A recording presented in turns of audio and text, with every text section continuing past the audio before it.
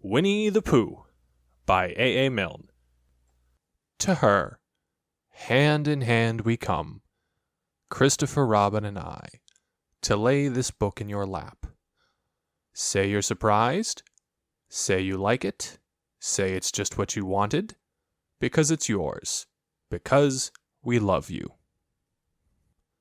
If you happen to have read another book about Christopher Robin, you may remember that he once had a swan, or the swan had Christopher Robin, I don't know which, and that he used to call this swan Pooh.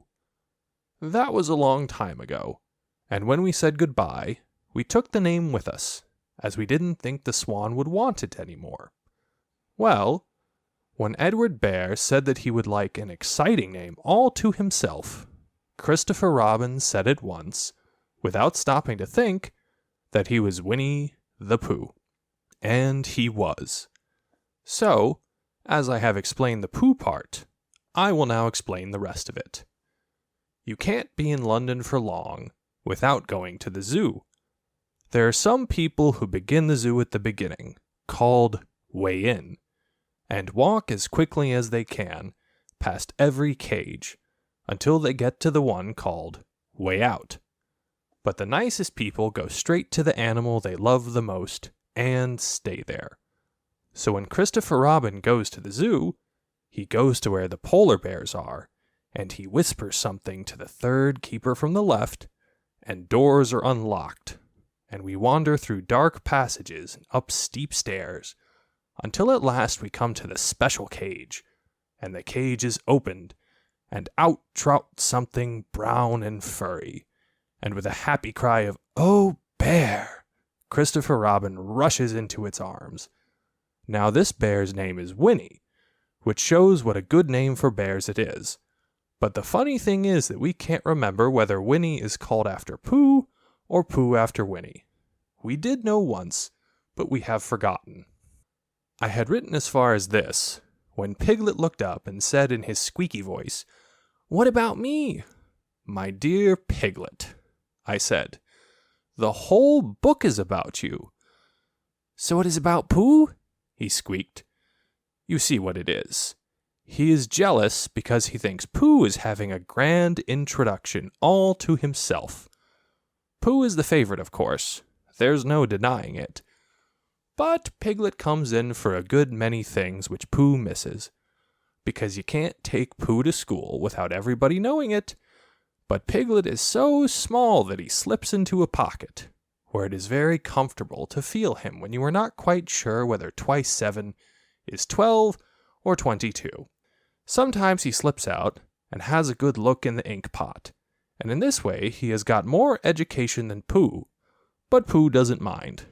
Some have brains, and some haven't, he says, and there it is. And now all the others are saying, "What about us?" So perhaps the best thing to do is to stop writing introductions and get on with the book. A.A.M. Chapter 1, in which we are introduced to Winnie-the-Pooh and some bees, and the stories begin. Here is Edward Bear coming downstairs now. Bump, bump, bump, on the back of his head, behind Christopher Robin. It is, as far as he knows, the only way of coming downstairs. But sometimes he feels that there really is another way, if only he could stop bumping for a moment and think of it. And then he feels that perhaps there isn't. Anyhow, here he is at the bottom, and ready to be introduced to you. Winnie-the-Pooh. When I first heard his name, I said, just as you were going to say, "But I thought he was a boy." "So did I," said Christopher Robin. "Then you can't call him Winnie." "I don't." "But you said, 'He's Winnie-the-Pooh.' Don't you know what 'there' means?" "Ah, yes, now I do," I said quickly. "And I hope you do too, because it is all the explanation you are going to get." Sometimes Winnie-the-Pooh likes a game of some sort when he comes downstairs, and sometimes he likes to sit quietly in front of the fire and listen to a story. This evening, what about a story?" said Christopher Robin. "What about a story?" I said. "Could you very sweetly tell Winnie-the-Pooh one?" "I suppose I could," I said. "What sort of stories does he like?"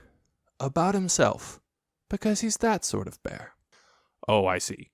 "So could you very sweetly—" "I'll try," I said. So I tried. Once upon a time, a very long time ago now, about last Friday, Winnie-the-Pooh lived in a forest all by himself, under the name of Sanders. "What does under the name mean?" asked Christopher Robin. "It means he had the name over the door in gold letters and lived under it." "Winnie-the-Pooh wasn't quite sure," said Christopher Robin. "Now I am," said a growly voice. "Then I will go on," said I. One day when he was out walking, he came to an open place in the middle of the forest, and in the middle of this place was a large oak tree, and from the top of the tree there came a loud buzzing noise. Winnie-the-Pooh sat down at the foot of the tree, put his head between his paws, and began to think. First of all, he said to himself, "That buzzing noise means something. You don't get a buzzing noise like that, just buzzing and buzzing, without its meaning something. If there's a buzzing noise, somebody's making a buzzing noise, and the only reason for making a buzzing noise that I know of is because you're a bee." Then he thought another long time and said, "And the only reason for being a bee that I know of is making honey." And then he got up and said, "And the only reason for making honey is so as I can eat it." So he began to climb the tree. He climbed, and he climbed, and he climbed. And as he climbed, he sang a little song to himself. It went like this: "Isn't it funny how a bear likes honey? Buzz, buzz, buzz, I wonder why he does." Then he climbed a little further, and a little further, and then just a little further. By that time he had thought of another song. It's a very funny thought that, if bears were bees, they'd build their nests at the bottom of trees, and that being so, if the bees were bears, we shouldn't have to climb up all these stairs. He was getting rather tired by this time, so that is why he sang a complaining song. He was nearly there now, and if he just stood on that branch, crack! "Oh, help!" said Pooh as he dropped 10 feet on the branch below him. "If only I hadn't," he said as he bounced 20 feet onto the next branch. "You see, what I meant to do," he explained as he turned head over heels and crashed onto another branch 30 feet below. "What I meant to do, of course it was rather," he admitted as he slithered very quickly through the next 6 branches. "It all comes, I suppose," he decided as he said goodbye to the last branch, spun round 3 times, and flew gracefully into a gorse bush. "It all comes of liking honey so much. Oh, help!" He crawled out of the gorse bush, brushed the prickles from his nose, and began to think again. And the first person he thought of was Christopher Robin. "Was that me?" said Christopher Robin in an awed voice, hardly daring to believe it. "That was you." Christopher Robin said nothing, but his eyes got larger and larger, and his face got pinker and pinker. So Winnie-the-Pooh went round to his friend Christopher Robin, who lived behind a green door in another part of the forest. "Good morning, Christopher Robin," he said. "Good morning, Winnie-the-Pooh," said you. "I wonder if you've got such a thing as a balloon about you." "A balloon?" "Yes. I just said to myself coming along, I wonder if Christopher Robin has such a thing as a balloon about him. I just said it to myself, thinking of balloons and wondering. "What do you want a balloon for?" you said. Winnie-the-Pooh looked round to see that nobody was listening, put his paw to his mouth, and said in a deep whisper, "Honey." "But you don't get honey with balloons." "I do," said Pooh. "Well, it just happened that you had been to a party the day before at the house of your friend Piglet, and you had balloons at the party.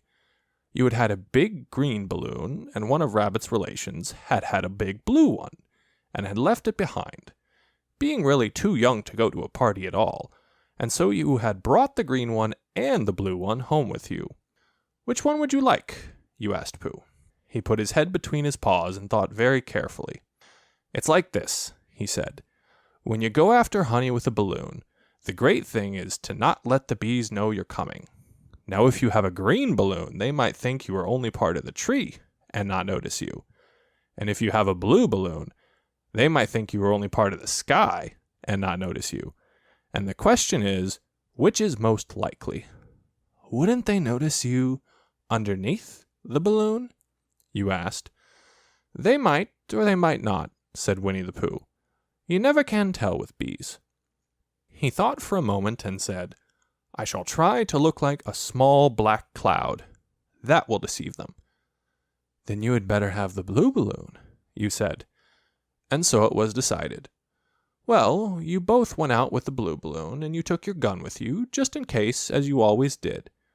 And Winnie-the-Pooh went to a very muddy place that he knew of, and rolled until he was black all over. And then when the balloon was blown up as big, and you and Pooh were holding on to the string, you let go suddenly, and Pooh Bear floated gracefully up into the sky, and stayed there, level with the tree, and about 20 feet away from it. Hooray! You shouted. Isn't that fine? Shouted Winnie-the-Pooh down to you. What do I look like? You look like a bear holding on to a balloon, you said. Not, said Pooh anxiously. Not like a small black cloud in a blue sky? Not very much. Ah, well, perhaps from up here it looks different. And as I say, you never can tell with bees. There was no wind to blow him nearer to the tree, so there he stayed. He could see the honey, he could smell the honey, but he couldn't quite reach the honey. After a little while, he called down to you. Christopher Robin, he said in a loud whisper. Hello. I think the bees suspect something. What sort of thing? I don't know, but something tells me that they're suspicious. Perhaps they think that you're after their honey. It may be that. You never can tell with bees. There was another little silence, and then he called down to you again. Christopher Robin! Yes? Have you an umbrella in your house? I think so. I wish you would bring it out here, and walk up and down with it, and look up at me every now and then, and say, Tut, tut, it looks like rain. I think if you did that, it would help the deception which we are practicing on these bees. Well, you laughed to yourself. Silly old bear. But you didn't say it aloud because you were so fond of him, and you went home for your umbrella. Oh, there you are, called Winnie-the-Pooh as soon as you got back to the tree. I was beginning to get anxious. I have discovered that the bees are now definitely suspicious. Shall I put my umbrella up? You said. Yes, but wait a moment. We must be practical. The important bee to deceive is the queen bee.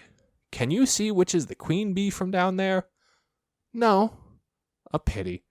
Well, now if you walk up and down with your umbrella saying, Tut, tut, it looks like rain, I shall do what I can by singing a little cloud song, such as a cloud might sing. Go!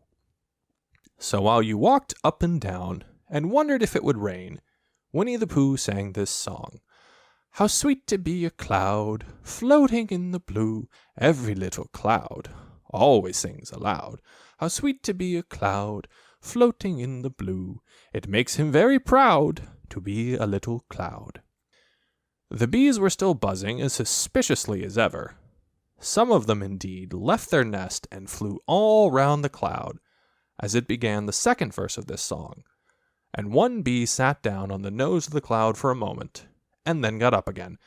Christopher, ow, Robin, called out the cloud. Yes?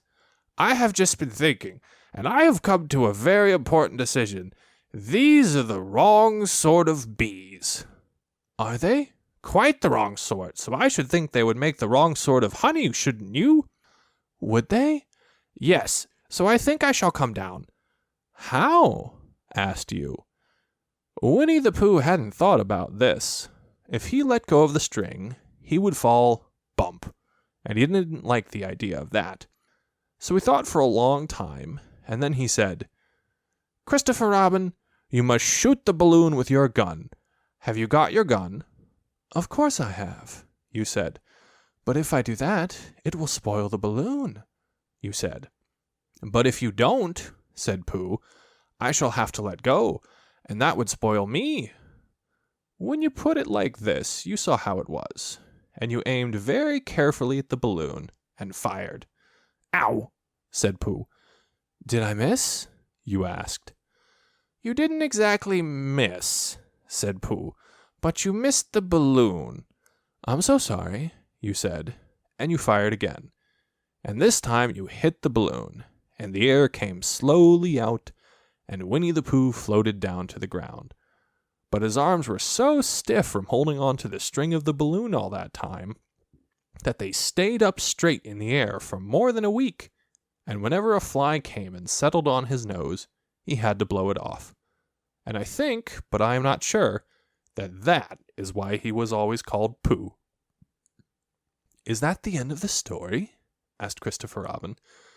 "That's the end of that one. There are others." "About Pooh and me?" "And Piglet and Rabbit and all of you. Don't you remember?" "I do remember, and then when I try to remember, I forget." "That day when Pooh and Piglet tried to catch the heffalump." "They didn't catch it, did they?" "No." "Pooh couldn't because he hasn't any brain. Did I catch it?" "Well, that comes into the story." Christopher Robin nodded. "I do remember," he said. "Only Pooh doesn't very well, so that's why he likes having it told to him again, because then it's a real story, and not just a remembering." "That's just how I feel," I said. Christopher Robin gave a deep sigh, picked his bear up by the leg, and walked off to the door, trailing Pooh behind him. At the door he turned and said, "Coming to see me have my bath?" "I might," I said. "I didn't hurt him when I shot him, did I?" "Not a bit." He nodded and went out, and in a moment I heard Winnie-the-Pooh bump, bump, bump, going up the stairs behind him. Chapter 2, in which Pooh goes visiting and gets into a tight place. Edward Bear, known to his friends as Winnie-the-Pooh, or Pooh for short, was walking through the forest one day, humming proudly to himself. He had made up a little hum that very morning, as he was doing his stoutness exercises in front of the glass. Tra-la-la, as he stretched up as high as he could go, and then tra-la-la, tra-la, oh help, la, as he tried to reach his toes. After breakfast, he had said it over and over to himself, until he had learnt it off by heart. And now he was humming it right through properly. It went like this. Tra-la-la, tra-la-la, tra-la-la, tra-la-la, rum-tum-tiddle-um-tum. Tiddle-little, tiddle-little, tiddle-little, tiddle-little, rum-tum-tum, tiddle-um. Well, he was humming this to himself, and walking along gaily, wondering what everybody else was doing, and what it felt like, being somebody else, when suddenly he came to a sandy bank, and in the bank was a large hole. "Aha!" said Pooh, rum-tum-tiddle-um-tum. "If I know anything about anything, that hole means rabbit," he said. "And rabbit means company," he said. "And company means food and listening to me humming and such like, rum-tum-tum-tiddle-um." So he bent down, put his head into the hole, and called out, "Is anybody at home?" There was a sudden scuffling noise from inside the hole, and then silence. What I said was, "Is anybody at home?" called out Pooh very loudly. "No," said a voice, and then added, "You needn't shout so loud. I heard you quite well the first time." "Bother," said Pooh. "Isn't there anybody here at all?" "Nobody." Winnie-the-Pooh took his head out of the hole and thought for a little. And he thought to himself, there must be somebody there, because somebody must have said, "Nobody." So he put his head back in the hole and said, "Hello, Rabbit, is that you?" "No," said Rabbit, in a different sort of voice this time. "But isn't that Rabbit's voice?" "I don't think so," said Rabbit. "It isn't meant to be." "Oh," said Pooh.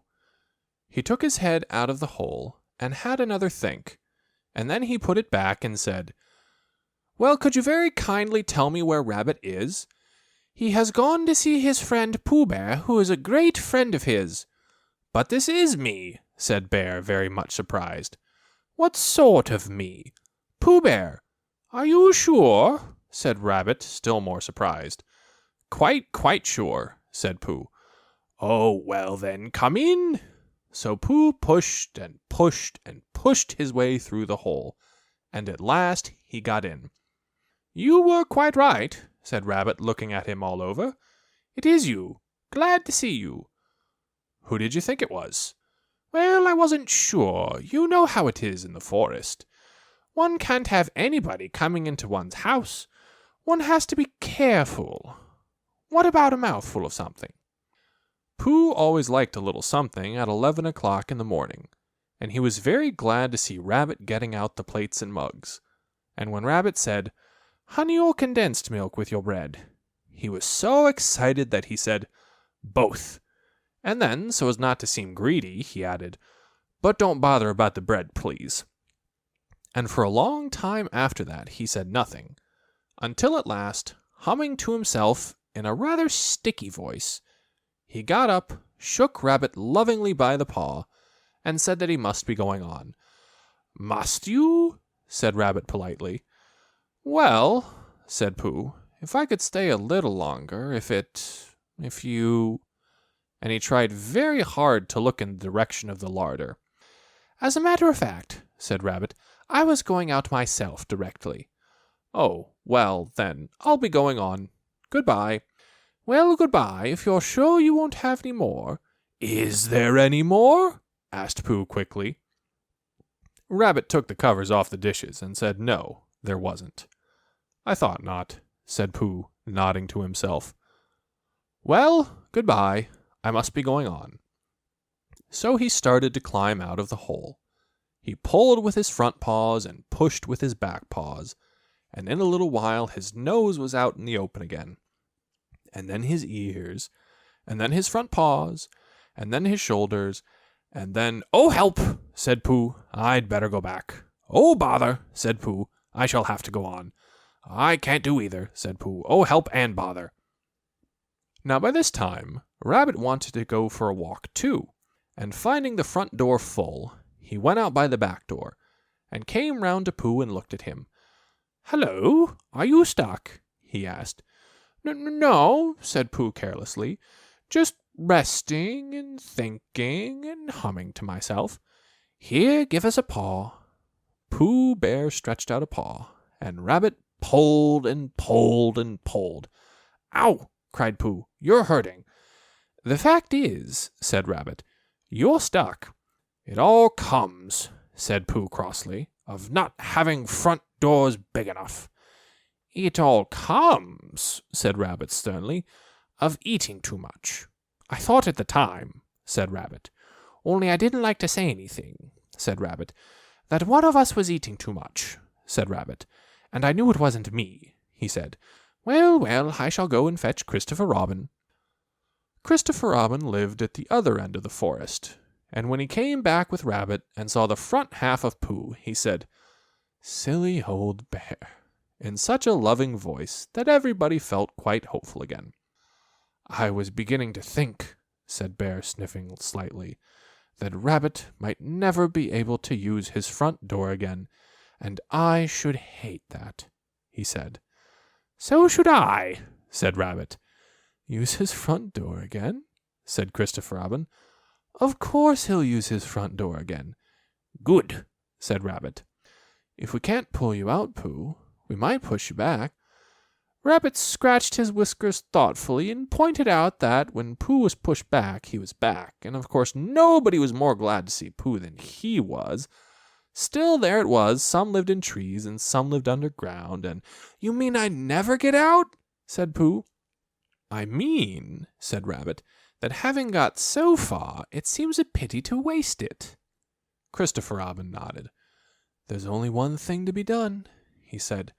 "We shall have to wait for you to get thin again." "How long does getting thin take?" asked Pooh anxiously. About a week, I should think. But I can't stay here for a week. You can stay here all right, silly old bear. It's getting you out which is so difficult. We'll read to you, said Rabbit cheerfully. And I hope it won't snow, he added. And I say, old fellow, you're taking up a good deal of room in my house. Do you mind if I use your back legs as a towel horse? Because, there they are doing nothing, and it would be very convenient to hang the towels on them. A week, said Pooh gloomily. What about meals? I'm afraid no meals, said Christopher Robin, because of getting thin quicker. But we will read to you. Bear began to sigh, and then found he couldn't because he was so tightly stuck, and a tear rolled down his eye as he said, Then would you read a sustaining book, such as would help and comfort a wedged bear in great tightness?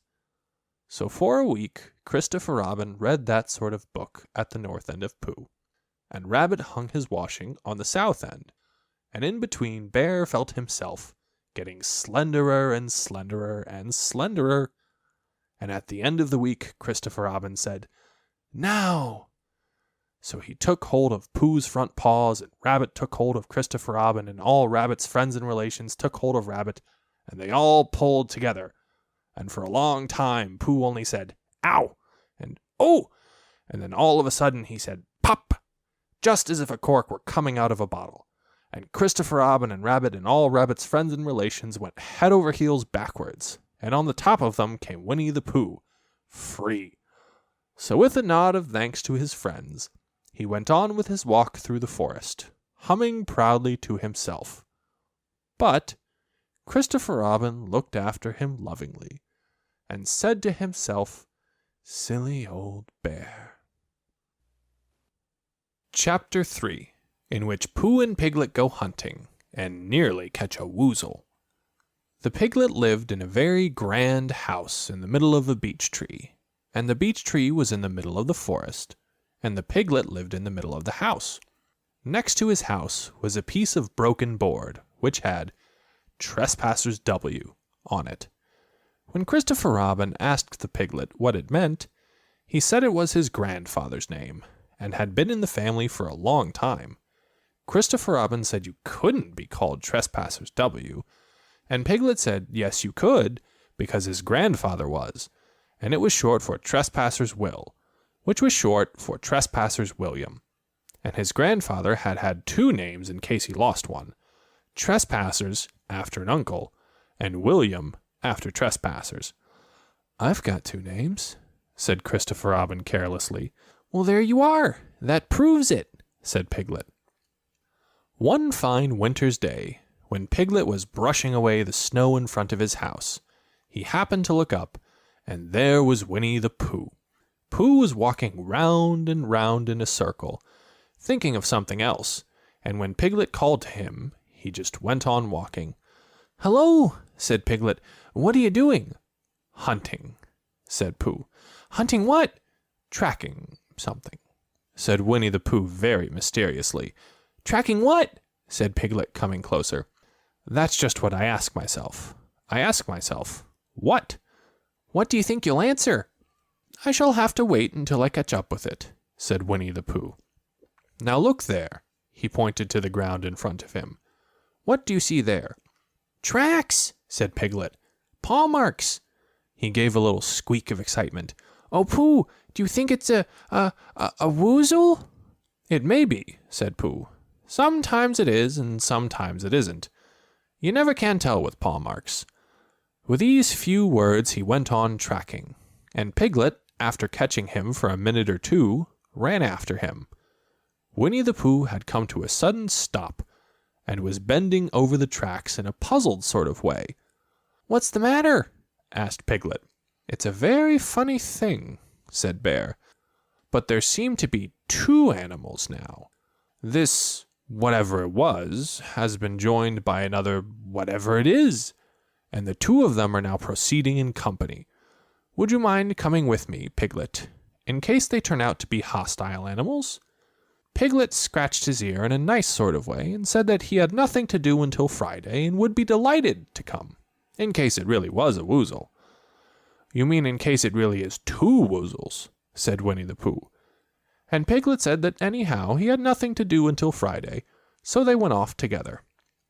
There was a small spinney of larch trees just there, and it seemed as if the two woozles, if that is what they were, had been going round this spinney.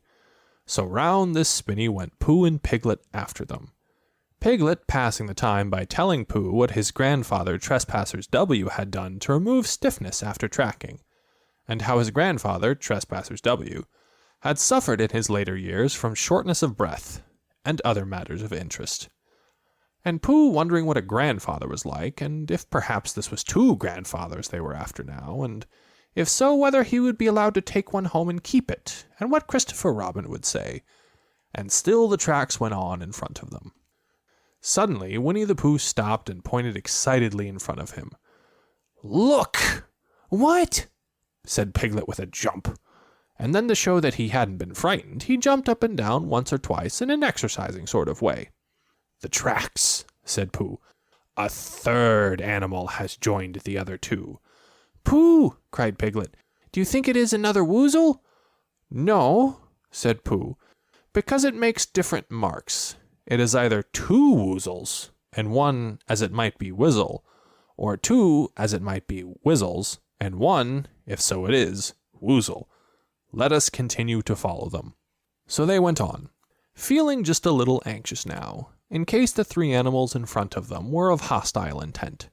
And Piglet wished very much that his grandfather T.W. were there, instead of elsewhere, and Pooh thought how nice it would be if they met Christopher Robin suddenly but quite accidentally, and only because he liked Christopher Robin so much. And then all of a sudden, Winnie-the-Pooh stopped again, and licked the tip of his nose in a cooling manner, for he was feeling more hot and anxious than ever in his life before. There were 4 animals in front of them. "Do you see, Piglet? Look at their tracks. 3 as it were woozles, and 1 as it was whizzle. Another woozle has joined them." And so it seemed to be. There were the tracks, crossing over each other here, getting muddled up with each other there, but quite plainly, every now and then, the tracks of 4 sets of paws. "I think," said Piglet, when he had licked the tip of his nose too, and found that it brought very little comfort, "I think that I have just remembered something. I have just remembered something that I forgot to do yesterday, and shan't be able to do tomorrow, so I suppose I really ought to go back and do it now." "We'll do it this afternoon, and I'll come with you," said Pooh. "It isn't the sort of thing you can do in the afternoon," said Piglet quickly. "It's a very particular morning thing that has to be done in the morning, and if possible between the hours of... What would you say the time was?" "About 12, said Pooh, looking at the sun. "Between, as I was saying, the hours of 12 and 12:05. So really, dear old Pooh, if you'll excuse me..." "What's that?" Pooh looked up at the sky, and then, as he heard the whistle again, he looked up into the branches of a big oak tree, and then he saw a friend of his. "It's Christopher Robin," he said. "Ah, then you'll be all right," said Piglet. "You'll be quite safe with him. Goodbye." And he trotted off home as quickly as he could, very glad to be out of all danger again. Christopher Robin came slowly down his tree. "Silly old bear," he said, "what were you doing? First you went round the spinney twice by yourself, and then Piglet ran after you, and you went round again together, and then you were just going round a 4th time..." "Wait a moment," said Pooh, holding up his paw. He sat down and thought, in the most thoughtful way he could. Then he fitted his paw into one of the tracks, and then he scratched his nose twice and stood up. "Yes," said Winnie-the-Pooh. "I see now," said Winnie-the-Pooh. "I have been foolish and deluded," said he, "and I am a bear of no brain at all." "You're the best bear in all the world," said Christopher Robin soothingly. "Am I?" said Pooh hopefully, and then he brightened up suddenly. "Anyhow," he said, "it is nearly luncheon time," so he went home for it. Chapter 4, in which Eeyore loses a tail and Pooh finds one. The old gray donkey Eeyore stood by himself in a thistly corner of the forest, his front feet well apart, his head on one side, and thought about things. Sometimes he thought sadly to himself, "Why?" And sometimes he thought, "Wherefore?" And sometimes he thought, "Inasmuch as which?" And sometimes he didn't quite know what he was thinking about. So when Winnie-the-Pooh came stumping along, Eeyore was very glad to be able to stop thinking for a little in order to say, "How do you do?" in a gloomy manner to him. "And how are you?" said Winnie-the-Pooh. Eeyore shook his head from side to side. "Not very how," he said. "I don't seem to have felt at all how for a long time." "Dear, dear," said Pooh. "I'm sorry about that. Let's have a look at you." So Eeyore stood there gazing sadly at the ground, and Winnie-the-Pooh walked all round him once. "Why, what's happened to your tail?" he said in surprise. "What has happened to it?" said Eeyore. "It isn't there." "Are you sure?" "Well, either a tail is there or it isn't there. You can't make a mistake about it, and yours isn't there." "Then what is?" "Nothing." "Let's have a look," said Eeyore, and he turned slowly round to the place where his tail had been a little while ago, and then, finding that he couldn't catch it up, he turned round the other way, until he came back to where he was at first, and then he put his head down and looked between his front legs, and at last he said, with a long, sad sigh, "I believe you're right." "Of course I'm right," said Pooh. "That accounts for a good deal," said Eeyore gloomily. "It explains everything. No wonder." "You must have left it somewhere," said Winnie-the-Pooh. "Somebody must have taken it," said Eeyore. "How like them," he added after a long silence. Pooh felt that he ought to say something helpful about it, but didn't quite know what, so he decided to do something helpful instead. "Eeyore," he said solemnly, "I, Winnie-the-Pooh, will find your tail for you." "Thank you, Pooh," answered Eeyore. "You're a real friend," said he. "Not like some," he said. So Winnie-the-Pooh went off to find Eeyore's tail. It was a fine spring morning in the forest as he started out. Little soft clouds played happily in a blue sky, skipping from time to time in front of the sun, as if they had come to put it out, and then sliding away suddenly, so that the next might have his turn. Through them and between them the sun shone bravely, and a copse which had worn its furs all the year round seemed old and dowdy now, beside the new green lace, which the beeches had put on so prettily. Through copse and spinney marched Bear, down open slopes of gorse and heather, over rocky beds of streams, up steep banks of sandstone, into the heather again, and so at last, tired and hungry, to the 100-acre wood. For it was in the 100-acre wood that Owl lived. "And if anyone knows anything about anything," said Bear to himself, "it's Owl, who knows something about something," he said. "Or my name's not Winnie-the-Pooh," he said. "Which it is," he added. "So there you are." Owl lived at the Chestnuts, an old-world residence of great charm, which was grander than anybody else's, or seemed so to Bear, because it had both a knocker and a bell-pull. Underneath the knocker there was a notice which said, "Please ring if an rinser is required." Underneath the bell-pull there was a notice which said, "Please knock if an rinser is not required." These notices had been written by Christopher Robin, who was the only one in the forest who could spell, for Owl, wise though he was in many ways, able to read and write, and spell his own name, W-O-L, yet somehow went all to pieces over delicate words like measles and buttered toast.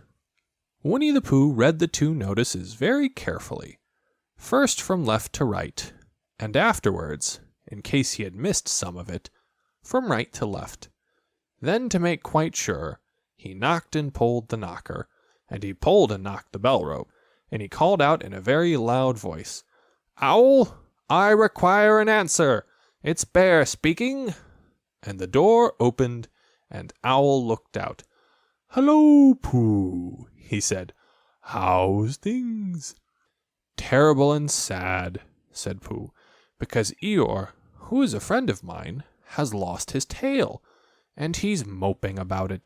So could you very kindly tell me how to find it for him?" "Well," said Owl, "the customary procedure in such cases is as follows." "What does crustamony proceed cake mean?" said Pooh, "for I am a bear of very little brain, and long words bother me." "It means the thing to do." "As long as it means that, I don't mind," said Pooh humbly. "The first thing to do is as follows. First, issue a reward. Then—" "Just a moment," said Pooh, holding up his paw. "What do we do to this, what you were saying? You sneezed just as you were going to tell me." "I didn't sneeze." "Yes, you did, Owl." "Excuse me, Pooh, I didn't. You can't sneeze without knowing it." "Well, you can't know it without something having been sneezed." "What I said was, first issue a reward." "You're doing it again," said Pooh sadly. "A reward," said Owl very loudly. "We write a notice to say that we will give a large something to anybody who finds Eeyore's tail." I see, said Pooh, nodding his head. "Talking about large somethings," he went on dreamily, "I generally have a small something about now, about this time in the morning," and he looked wistfully at the cupboard in the corner of Owl's parlor. "Just a mouthful of condensed milk, or what not, with perhaps a lick of honey." "Well, then," said Owl, "we write out this notice, and we put it up all over the forest." "A lick of honey," murmured Bear to himself. Or not, as the case may be. And he gave a deep sigh, and tried very hard to listen to what Owl was saying. But Owl went on and on, using longer and longer words, until at last he came back to where he started, and he explained that the person to write out this notice was Christopher Robin. "It was he who wrote the ones on my front door for me. Did you see them, Pooh?" For some time now, Pooh had been saying yes and no in turn with his eyes shut, to all that Owl was saying, and having said yes last time, he said no, not at all now, without really knowing what Owl was talking about. "Didn't you see them?" said Owl, a little surprised. "Come and look at them now." So they went outside, and Pooh looked at the knocker, and the notice below it, and he looked at the bell rope, and the notice below it, and the more he looked at the bell rope, the more he felt that he had seen something like it somewhere else before, some time before. "Handsome bell rope, isn't it?" said Owl. Pooh nodded. "It reminds me of something," he said, "but I can't think of what. Where did you get it?" "I just came across it in the forest. It was hanging over a bush, and I thought at first somebody lived there, so I rang it, and nothing happened, and then I rang it again very loudly, and it came off in my hand, and as nobody seemed to want it, I took it home, and—" "Owl," said Pooh solemnly, "you made a mistake. Somebody did want it." "Who?" "Eeyore, my dear friend Eeyore. He was fond of it." "Fond of it?" "Attached to it," said Pooh sadly. So with these words he unhooked it and carried it back to Eeyore, and when Christopher Robin had nailed it on in its right place, Eeyore frisked about the forest, waving his tail so happily that Winnie-the-Pooh came over all funny, and had to hurry home for a little snack of something to sustain him. And wiping his mouth half an hour afterwards, he sang to himself proudly, "Who found the tail? I," said Pooh, at 1:45. Only it was 11:15, really. "I found the tail." Chapter 5, in which Piglet meets a heffalump. One day when Christopher Robin and Winnie-the-Pooh and Piglet were all talking together, Christopher Robin finished the mouthful he was eating and said carelessly, "I saw a heffalump today, Piglet." "What was it doing?" asked Piglet. "Just lumping along," said Christopher Robin. "I don't think it saw me." "I saw one once," said Piglet. "At least, I think I did," he said. "Only perhaps it wasn't." "So did I," said Pooh, wondering what a heffalump was like. "You don't often see them," said Christopher Robin carelessly. "Not now," said Piglet. "Not at this time of year," said Pooh. Then they all talked about something else, until it was time for Pooh and Piglet to go home together.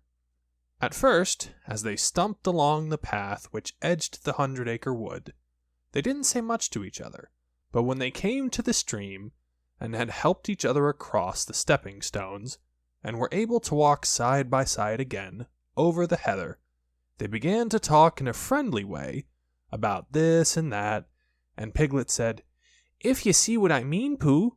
And Pooh said, "It's just what I think myself, Piglet."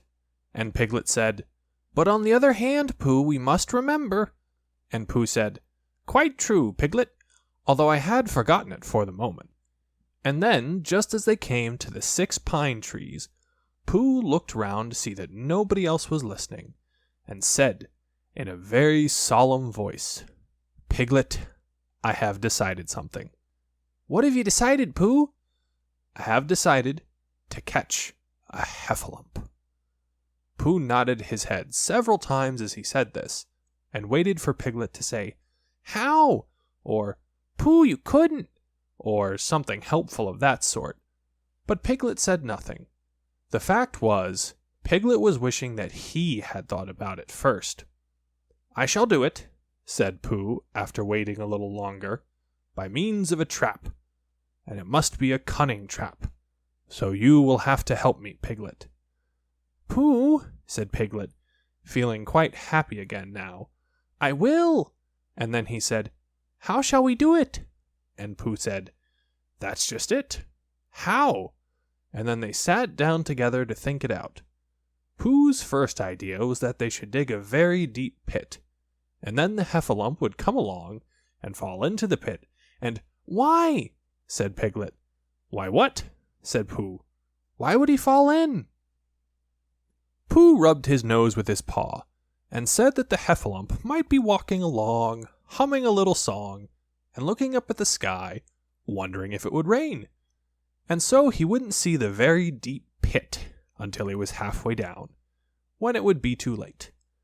Piglet said that this was a very good trap, but supposing it were raining already? Pooh rubbed his nose again, and said that he hadn't thought of that. And then he brightened up and said that, if it were raining already, the heffalump would be looking at the sky, wondering if it would clear up, and so he wouldn't see the very deep pit until he was halfway down, when it would be too late. Piglet said that now that this point had been explained, he thought it was a cunning trap.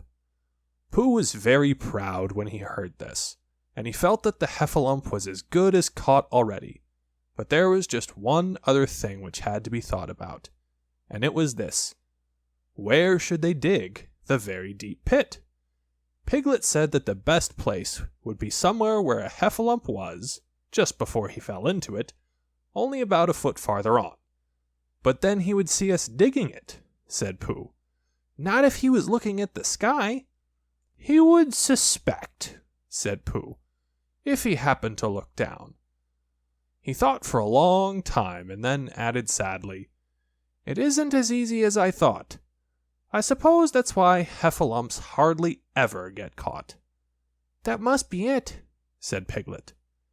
They sighed and got up, and when they had taken a few gorse prickles out of themselves, they sat down again. And all the time Pooh was saying to himself, "If only I could think of something." for he felt sure that a very clever brain could catch a heffalump, if only he knew the right way to go about it. "Suppose," he said to Piglet, "you wanted to catch me. How would you do it?" "Well," said Piglet, "I should do it like this. I should make a trap, and I should put a jar of honey in the trap, and you would smell it, and you would go in after it, and I would go in after it," said Pooh excitedly, "only very carefully so as not to hurt myself. And I would get to the jar of honey, and I should lick round the edges first of all, pretending that there wasn't any more, you know. And then I should walk away, and think about it a little, and then I should come back and start licking in the middle of the jar, and then, yes, well, never mind about that. There you would be, and there I should catch you. Now the first thing to think of is, what do heffalumps like? I should think acorns. Shouldn't you, get a lot of... I say, wake up, Pooh!" Pooh, who had gone into a happy dream, woke up with a start, and said that honey was a much more trappy thing than acorns. Piglet didn't think so, and they were just going to argue about it, when Piglet remembered that if they put acorns in the trap, he would have to find the acorns. But if they put honey, then Pooh would have to give up some of his own honey. So he said, "All right, honey then," just as Pooh remembered it too, and was going to say, "All right, acorns." "Honey," said Piglet to himself in a thoughtful way, as if it were now settled. "I'll dig the pit, while you go and get the honey." "Very well," said Pooh, and he stumped off. As soon as he got home, he went into the larder, and he stood on a chair and took down a very large jar of honey from the top shelf. It had Hunny written on it, but just to make sure, he took off the paper cover and looked at it, and it looked just like honey, but you never can tell, said Pooh. I remember my uncle saying once that he had seen cheese just this color. So he put his tongue in and took a large lick. "Yes," he said, "it is. No doubt about that. And honey, I should say, right down to the bottom of the jar. Unless, of course," he said, "somebody put cheese in at the bottom just for a joke. Perhaps I had better go a little further just in case. In case heffalumps don't like cheese. Same as me. Ah!" And he gave a deep sigh. "I was right. It is honey, right the way down." Having made certain of this, he took the jar back to Piglet, and Piglet looked up from the bottom of his very deep pit and said, "Got it?" And Pooh said, "Yes, but it isn't quite a full jar," and he threw it down to Piglet. And Piglet said, "No, it isn't. Is that all you've got left?" And Pooh said, "Yes," because it was.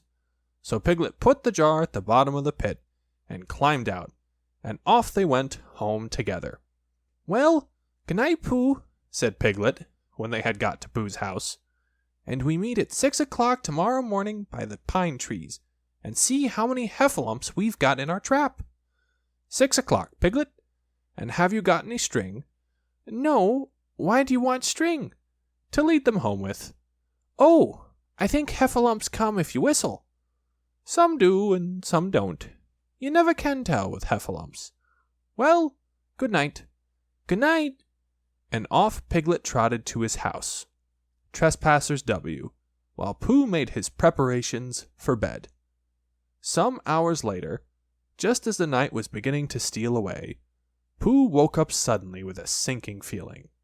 He had had that sinking feeling before, and he knew what it meant. He was hungry.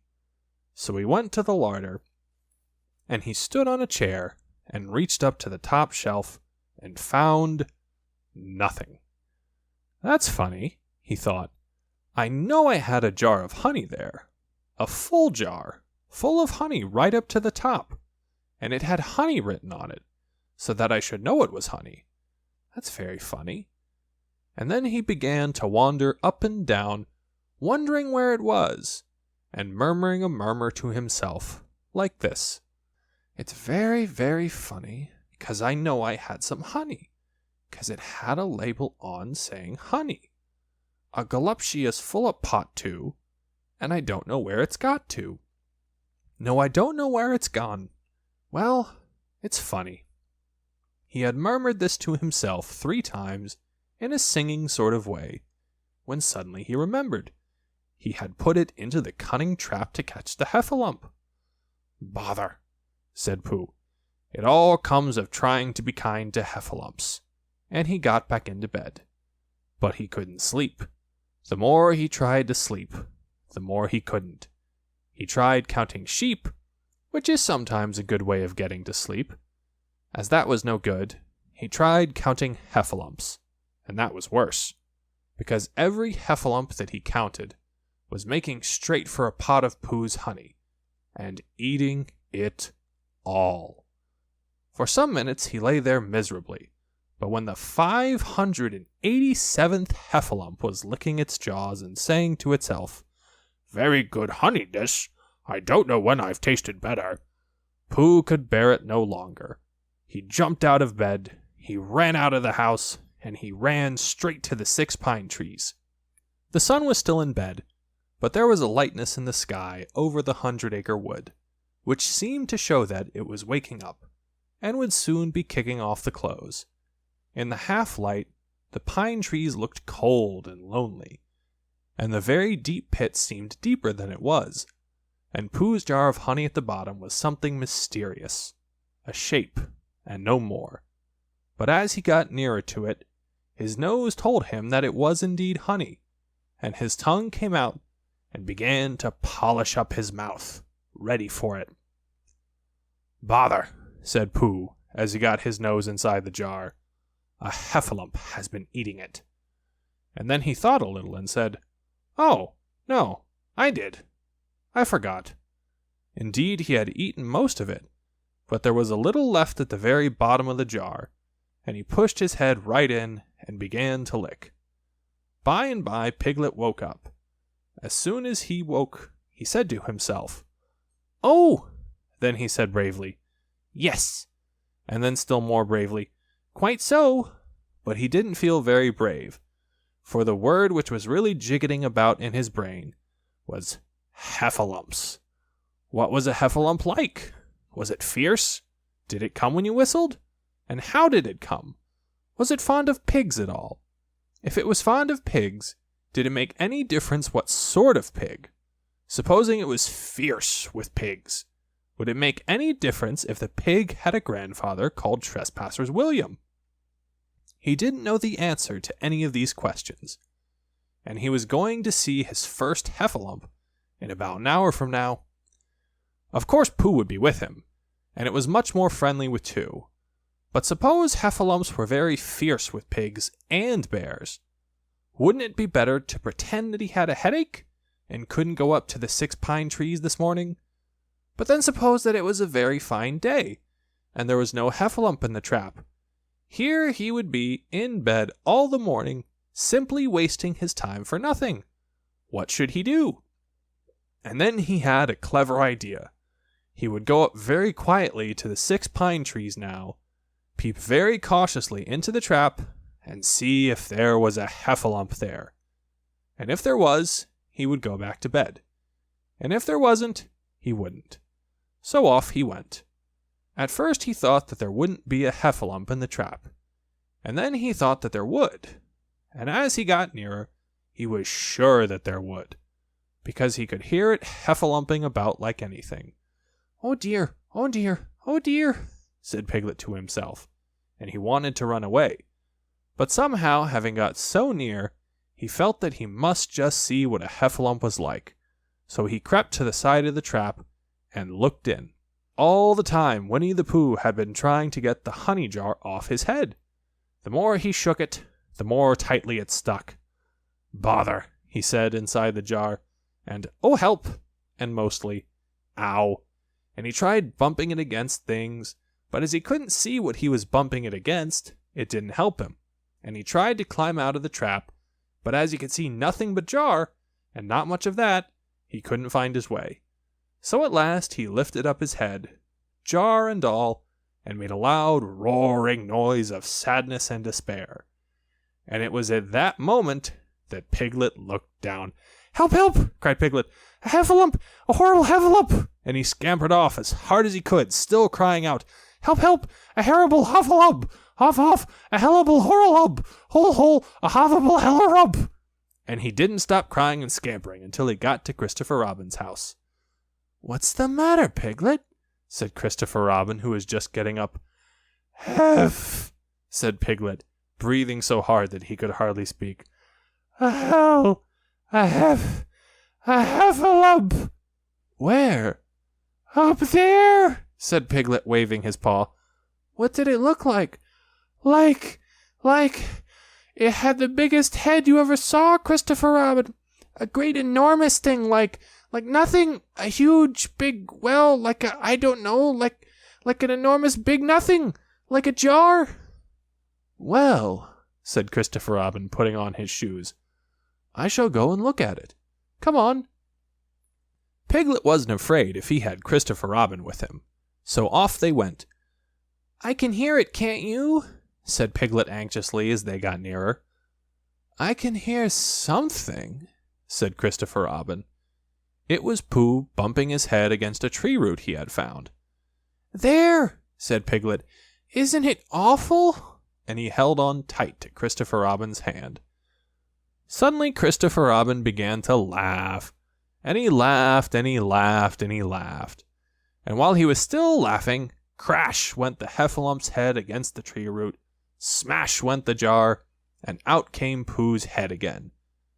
Then Piglet saw what a foolish piglet he had been, and he was so ashamed of himself that he ran straight off home and went to bed with a headache. But Christopher Robin and Pooh went home to breakfast together. "Oh, Bear," said Christopher Robin, "how I do love you." "So do I," said Pooh.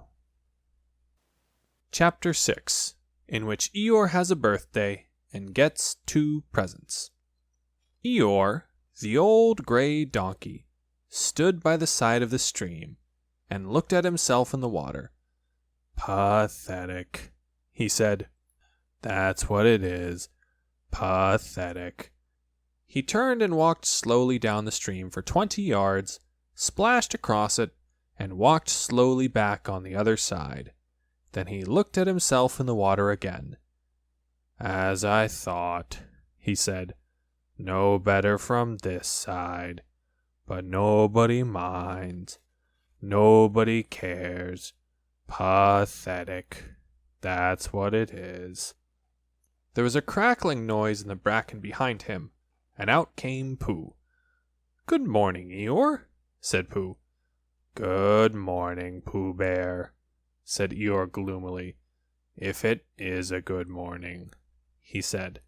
"Which I doubt," said he. "Why? What's the matter?" "Nothing, Pooh Bear.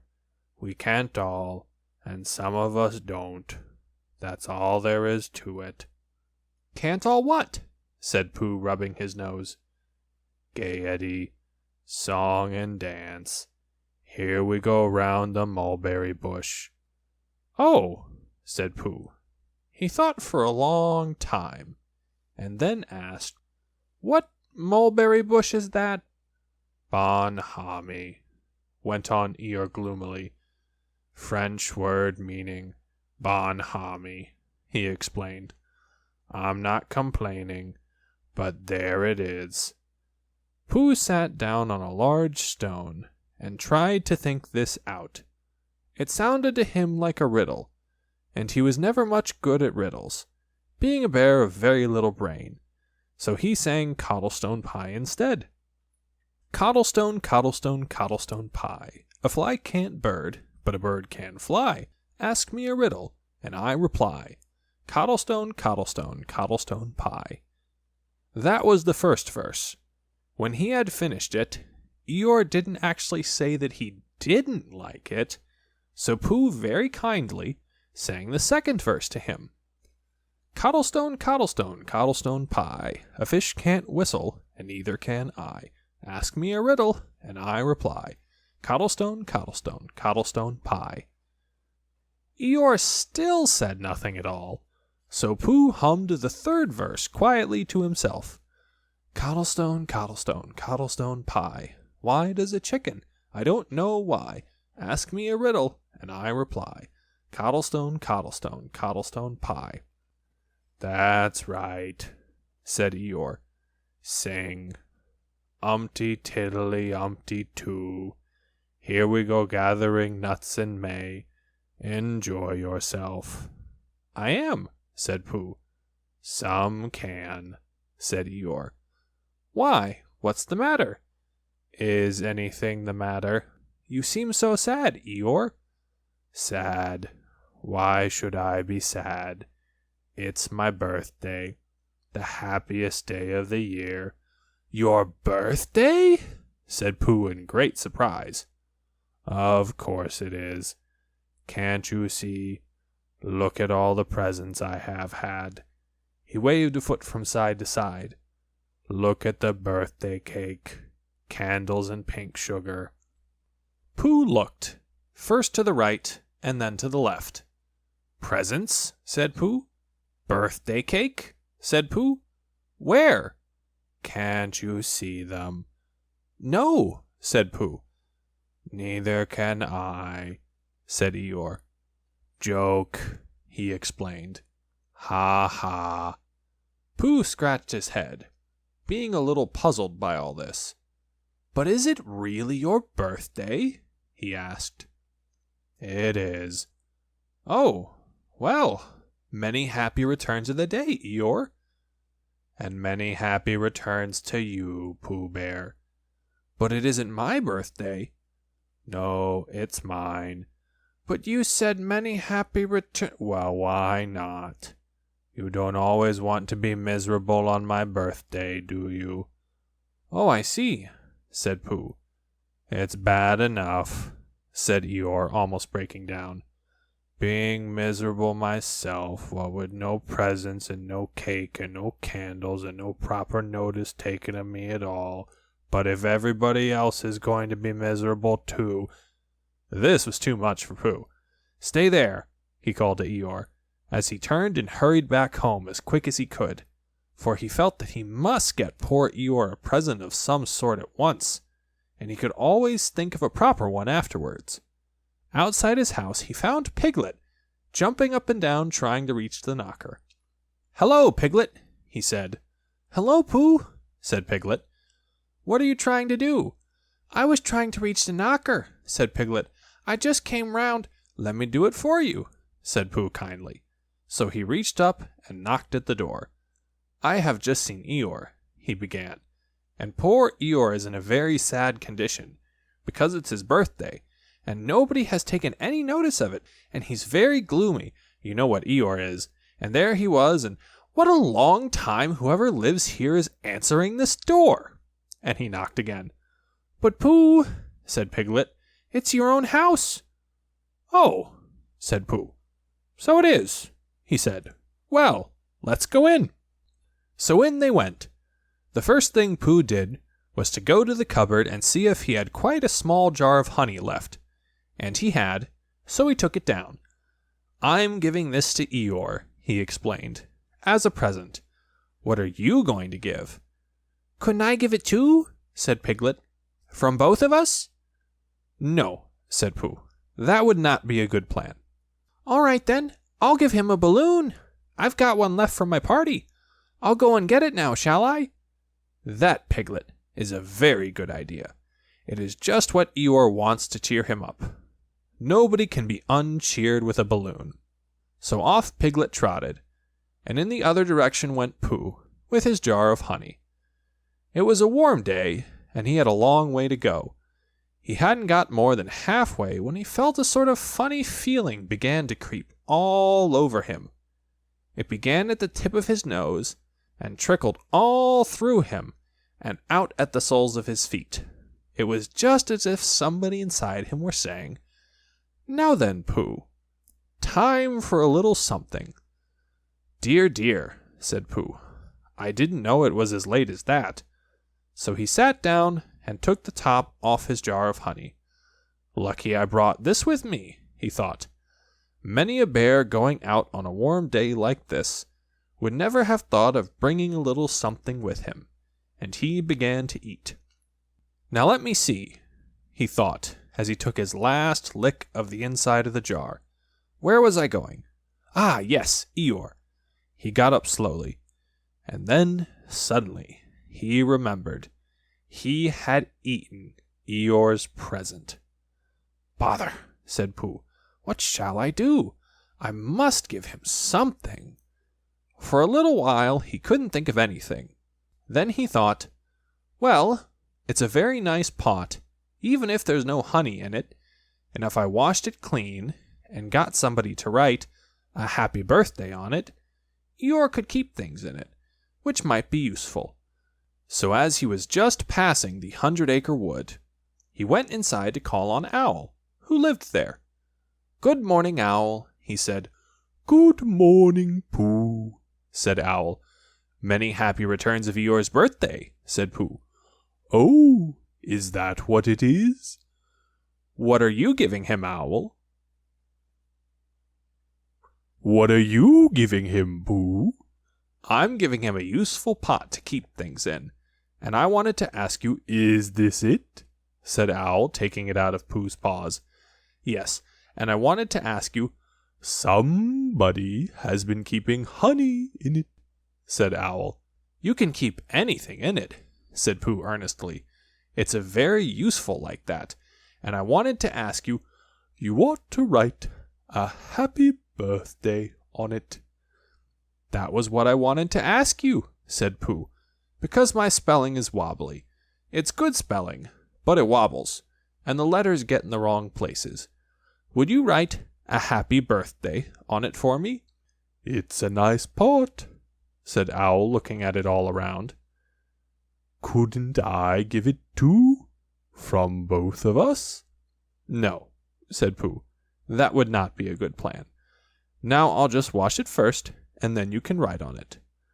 Well, he washed the pot out and dried it, while Owl licked the end of his pencil, and wondered how to spell birthday. Can you read, Pooh? He asked a little anxiously. There's a notice about knocking and ringing outside my door, which Christopher Robin wrote. Could you read it? Christopher Robin told me what it said, and then I could. Well, I'll tell you what this says, and then you'll be able to. So Owl wrote, and this is what he wrote.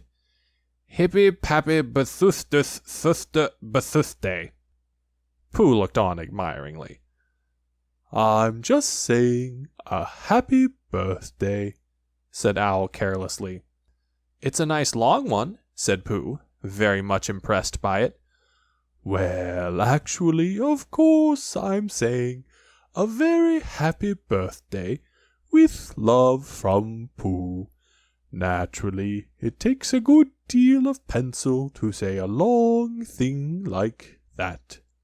Oh, I see, said Pooh. While all this was happening, Piglet had gone back to his own house to get Eeyore's balloon. He held it very tightly against himself, so that it shouldn't blow away, and he ran as fast as he could to get to Eeyore before Pooh did, for he thought that he would like to be the first one to give a present, just as if he had thought of it without being told by anybody. And running along and thinking how pleased Eeyore would be, he didn't look where he was going, and suddenly he put his foot in a rabbit hole and fell down flat on his face. Bang! Piglet lay there, wondering what had happened. At first he thought that the whole world had blown up, and then he thought that perhaps only the forest part of it had, and then he thought that perhaps only he had, and he was now alone in the moon or somewhere, and would never see Christopher Robin or Pooh or Eeyore again.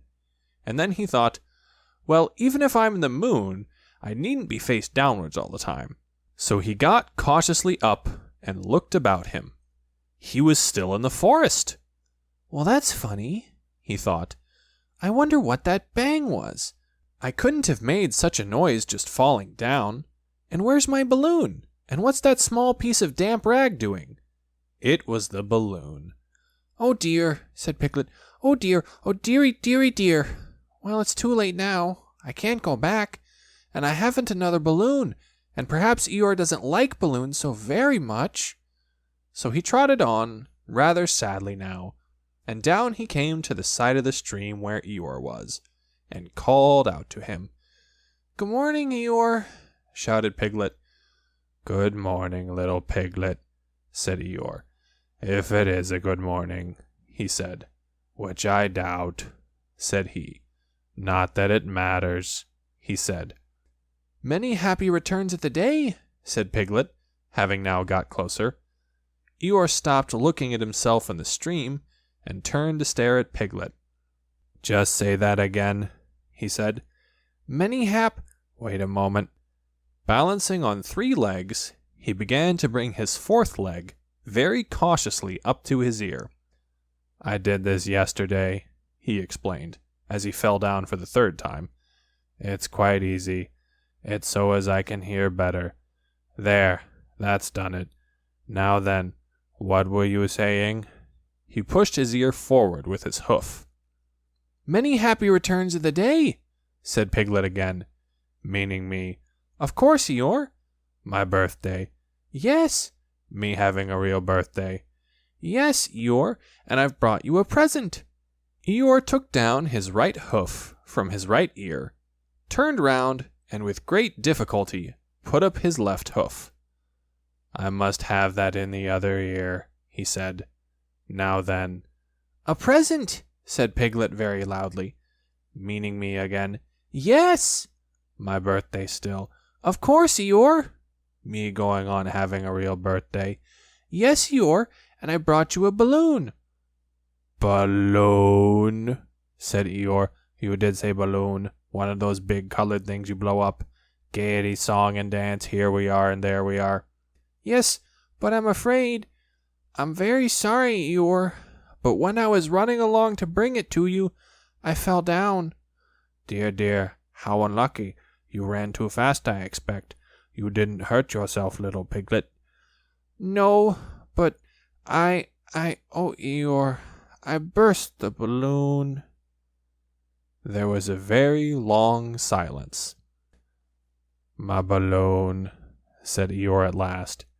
Piglet nodded. "My birthday balloon." "Yes, Eeyore," said Piglet, sniffling a little. "Here it is, with many happy returns of the day." And he gave Eeyore the small piece of damp rag. "Is this it?" said Eeyore, a little surprised. Piglet nodded. "My present?" Piglet nodded again. "The balloon?" "Yes." "Thank you, Piglet," said Eeyore. "You don't mind my asking," he went on, "but what color was this balloon when it was a balloon?" "Red." "I just wondered. Red," he murmured to himself. "My favorite color. How big was it?" "About as big as me." "I just wondered. About as big as Piglet," he said to himself sadly. "My favorite size. Well, well." Piglet felt very miserable, and didn't know what to say. He was still opening his mouth to begin something, and then deciding that it wasn't very good saying that, when he heard a shout from the other side of the river, and there was Pooh. "Many happy returns of the day," called out Pooh, forgetting that he had said it already. "Thank you, Pooh. I'm having them," said Eeyore gloomily. "I've brought you a little present," said Pooh excitedly. "I've had it," said Eeyore. Pooh had now splashed across the stream to Eeyore, and Piglet was sitting a little way off, his head in his paws, snuffling to himself. "It's a useful pot," said Pooh. "Here it is, and it's got 'A very happy birthday with love from Pooh' written on it. That's what all that writing is, and it's for putting things in. There." When Eeyore saw the pot, he became quite excited. "Why," he said, "I believe my balloon will just go into that pot." "Oh no, Eeyore," said Pooh. "Balloons are much too big to go into pots. What you do with a balloon is, you hold the balloon." "Not mine," said Eeyore proudly. "Look, Piglet." And as Piglet looked sorrowfully round, Eeyore picked the balloon up with his teeth and placed it carefully in the pot, picked it out and put it on the ground, and then picked it up again and put it carefully back. "So it does," said Pooh. "It goes in." "So it does," said Piglet. "And it comes out." "Doesn't it?" said Eeyore. "It goes in and out like anything." "I'm very glad," said Pooh happily, "that I thought of giving you a useful pot to put things in." "I'm very glad," said Piglet happily, "that I thought of giving you something to put in a useful pot." But Eeyore wasn't listening. He was taking the balloon out and putting it back again, as happy as could be. "And didn't I give him anything?" asked Christopher Robin sadly. "Of course you did," I said. "You gave him, don't you remember? A little... I gave him a box of paints to paint things with." "That was it." "Why didn't I give it to him in the morning?" "You were so busy getting his party ready for him. He had a cake with icing on the top and 3 candles and his name in pink sugar and—" "Yes, I remember," said Christopher Robin. Chapter 7, in which Kanga and Baby Roo come to the forest and Piglet has a bath. Nobody seemed to know where they came from, but there they were in the forest, Kanga and Baby Roo.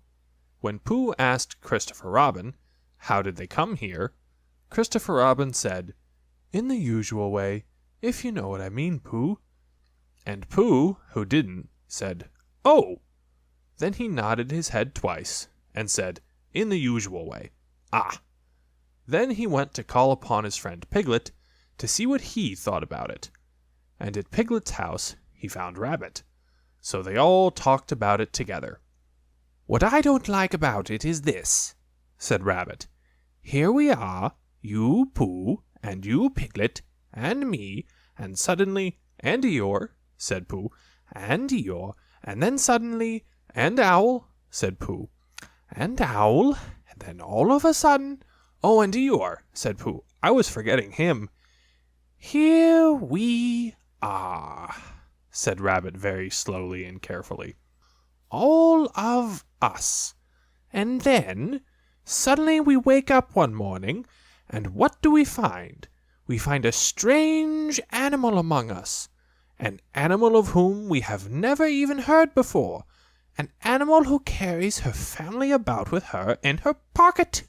Suppose I carried my family about with me in my pocket.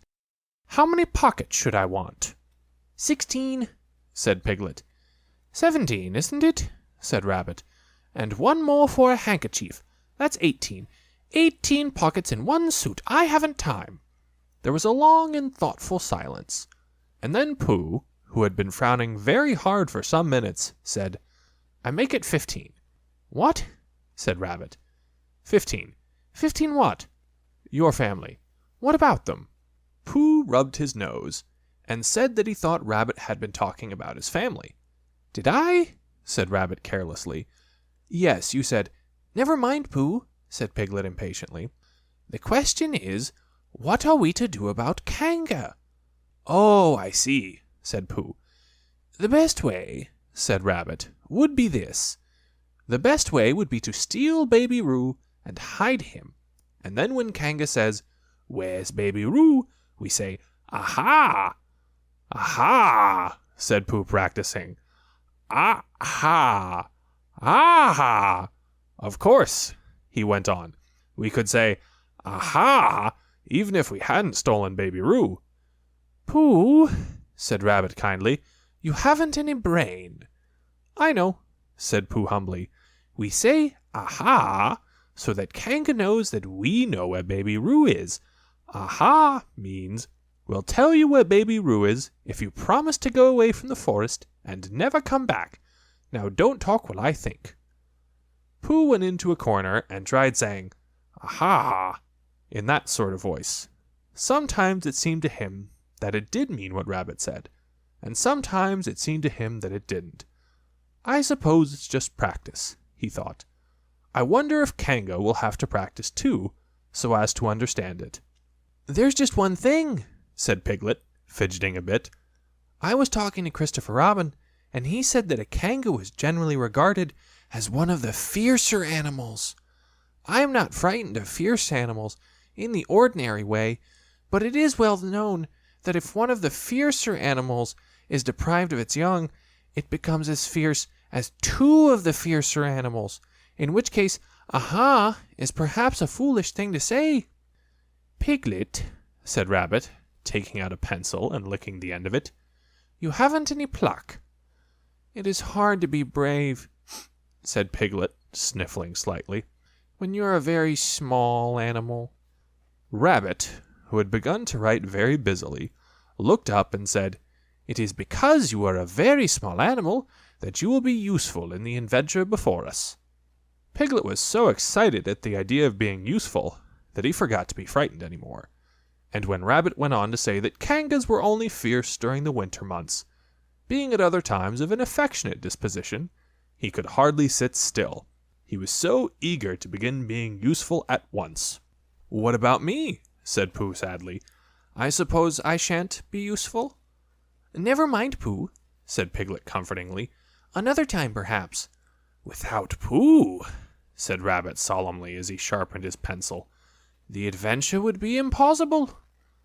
"Oh," said Piglet, and tried not to look disappointed.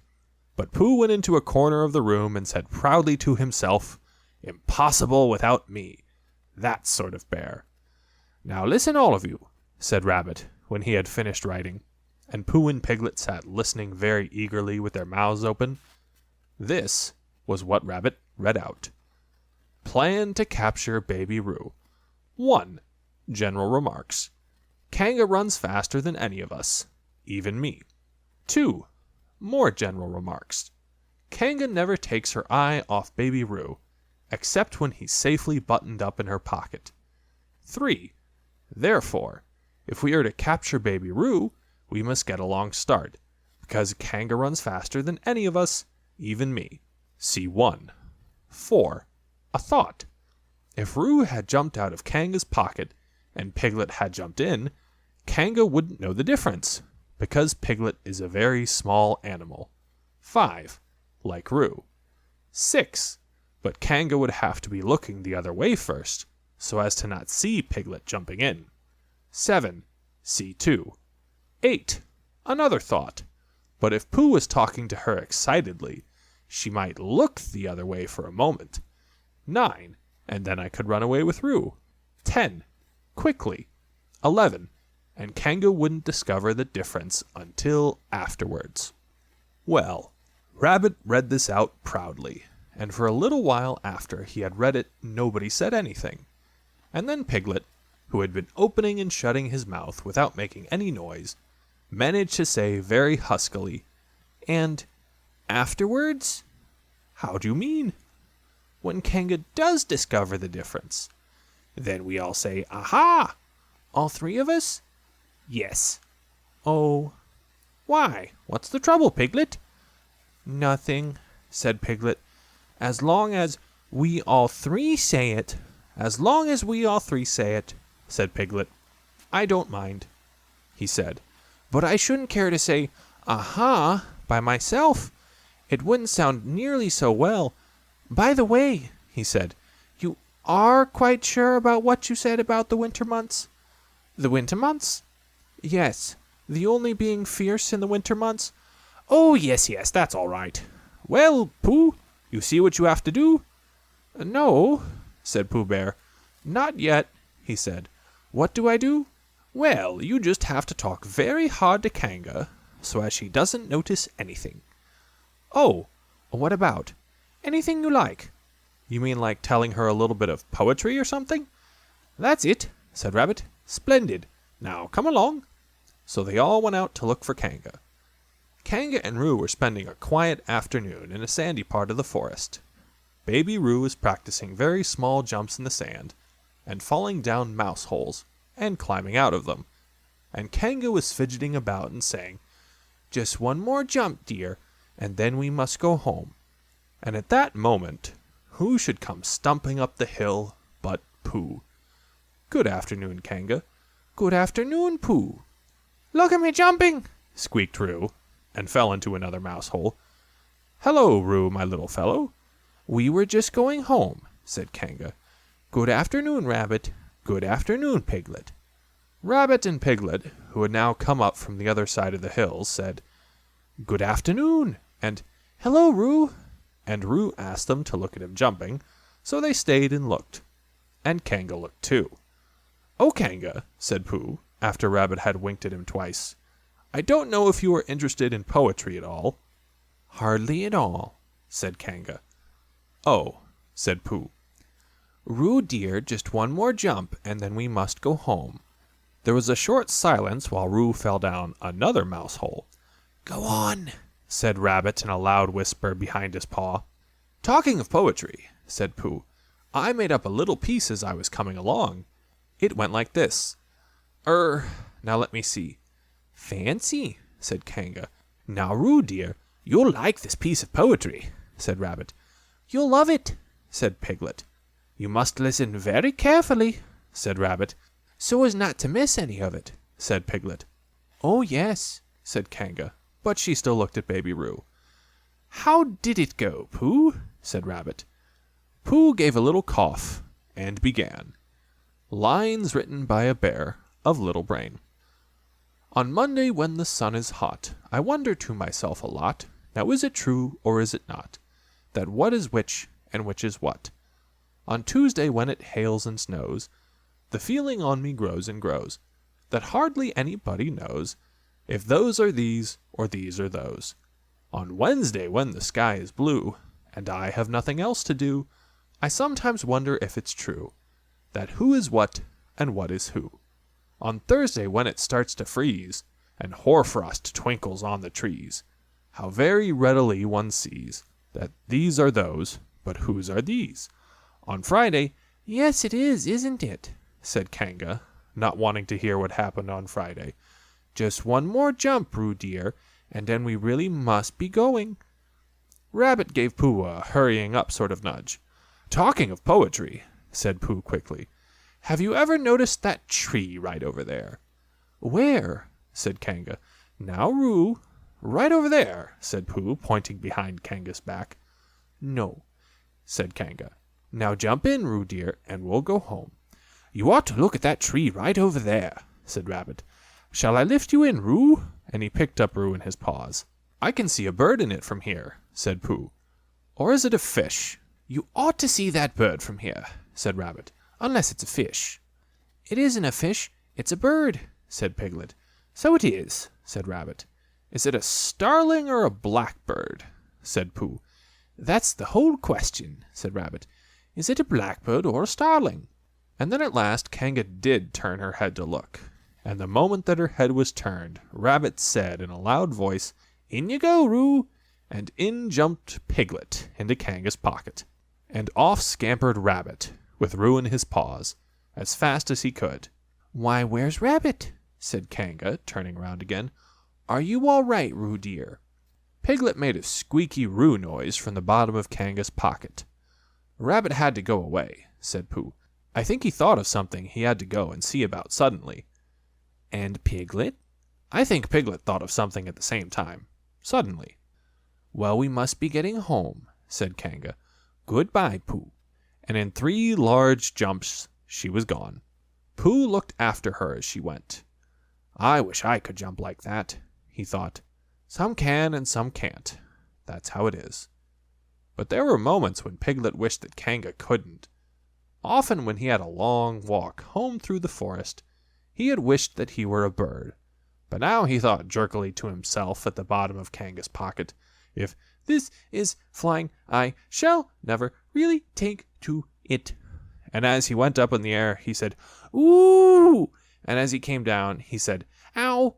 And he was saying, Ooh, ow, ooh, ow, ooh, ow, all the way to Kanga's house. Of course, as soon as Kanga unbuttoned her pocket, she saw what had happened.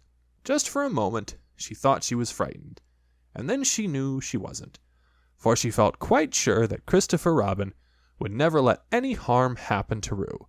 So she said to herself, If they are having a joke with me, I will have a joke with them. Now then, Roo dear, she said, as she took Piglet out of her pocket. Bedtime.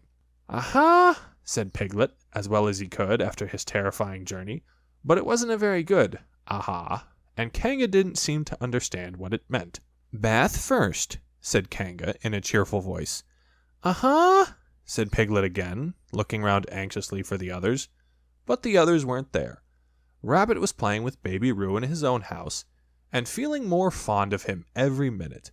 And Pooh, who had decided to be a Kanga, was still at the sandy place on top of the forest, practicing jumps. I am not at all sure, said Kanga in a thoughtful voice, that it wouldn't be a good idea to have a cold bath this evening. Would you like that, Roo dear? Piglet, who had never really been fond of baths, shuddered a long, indignant shudder, and said, in as brave a voice as he could, Kanga, I see the time has come to speak plainly. Funny little Roo, said Kanga as she got the bath water ready. I am not Roo, said Piglet loudly. I am Piglet. Yes, dear, yes, said Kanga soothingly, and imitating Piglet's voice too. So clever of him. She went on as she took a large bar of yellow soap out of the cupboard. What will he be doing next? Can't you see? Shouted Piglet. Haven't you got eyes? Look at me. I am looking, Roo dear, said Kanga rather severely. And you know what I told you yesterday about making faces. If you go on making faces like Piglet's, you will grow up to look like Piglet, and then think how sorry you will be. Now then, into the bath, and don't let me have to speak to you about it again. Before he knew where he was, Piglet was in the bath, and Kanga was scrubbing him firmly with a large, lathery flannel. Ow! Cried Piglet. Let me out! I'm Piglet! Don't open the mouth, dear, or the soap goes in, said Kanga. There! What did I tell you? You did it on purpose, spluttered Piglet as soon as he could speak again, and then accidentally had another mouthful of lathery flannel. That's right, dear. Don't say anything, said Kanga, and in another minute Piglet was out of the bath and being rubbed dry with a towel. Now, said Kanga, there's your medicine, and then bed. What medicine? Said Piglet. To make you grow big and strong, dear. You don't want to grow up small and weak like Piglet, do you? Well then. At that moment there was a knock at the door. Come in, said Kanga, and in came Christopher Robin. Christopher Robin! Christopher Robin! Cried Piglet. Tell Kanga who I am. She keeps saying I'm Roo. I'm not Roo, am I? Christopher Robin looked at him very carefully and shook his head. You can't be Roo, he said, because I have just seen Roo playing in Rabbit's house. Well, said Kanga, fancy that. Fancy my making a mistake like that.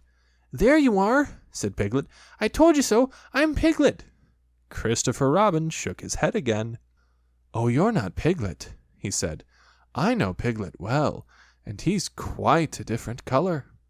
Piglet began to say that this was because he had just had a bath, and then he thought that perhaps he wouldn't say that, and as he opened his mouth to say something else, Kanga slipped the medicine spoon in, and then patted him on the back and told him that it was really quite a nice taste when you got used to it. I knew it wasn't Piglet, said Kanga. I wonder who it can be. Perhaps it's some relation of Pooh's, said Christopher Robin. What about an nephew or an uncle or something? Kanga agreed that this was probably what it was, and said that they would have to call it by some name. I shall call it Poodle, said Christopher Robin. Henry Poodle for short. And just when it was decided, Henry Poodle wriggled out of Kanga's arms and jumped to the ground.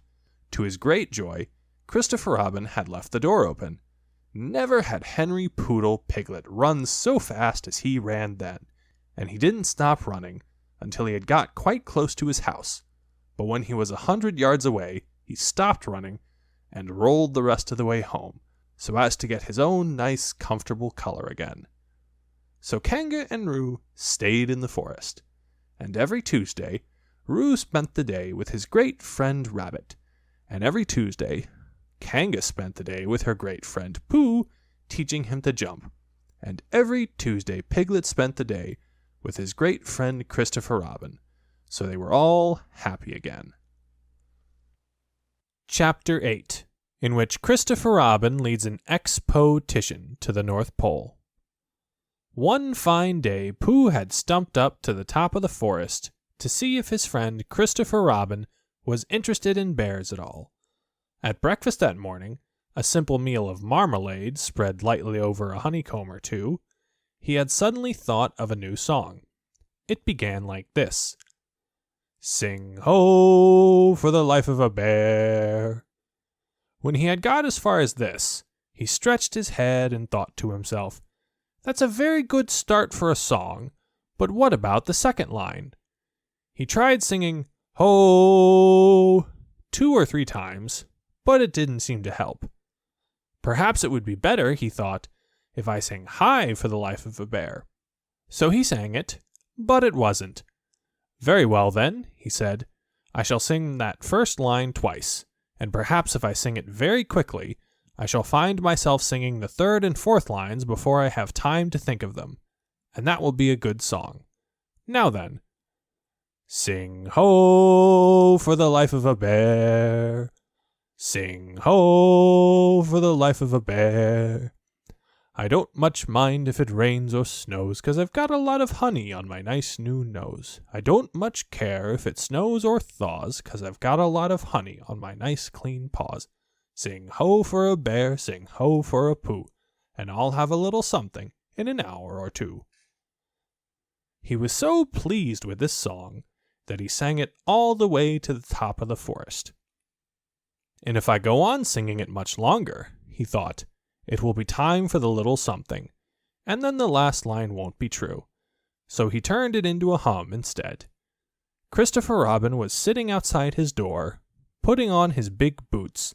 As soon as he saw the big boots, Pooh knew that an adventure was going to happen, and he brushed the honey off his nose with the back of his paw, and spruced himself up as he could, so as to look ready for anything. "Good morning, Christopher Robin," he called out. "Hello, Pooh Bear. I can't get this boot on." "That's bad," said Pooh.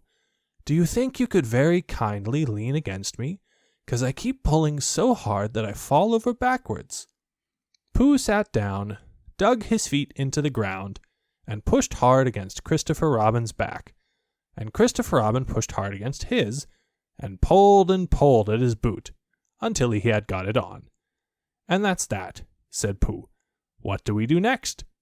"We are all going on an expedition," said Christopher Robin, as he got up and brushed himself. "Thank you, Pooh." "Going on an expedition?" said Pooh eagerly. "I don't think I've ever been on one of those. Where are we going to on this expedition?"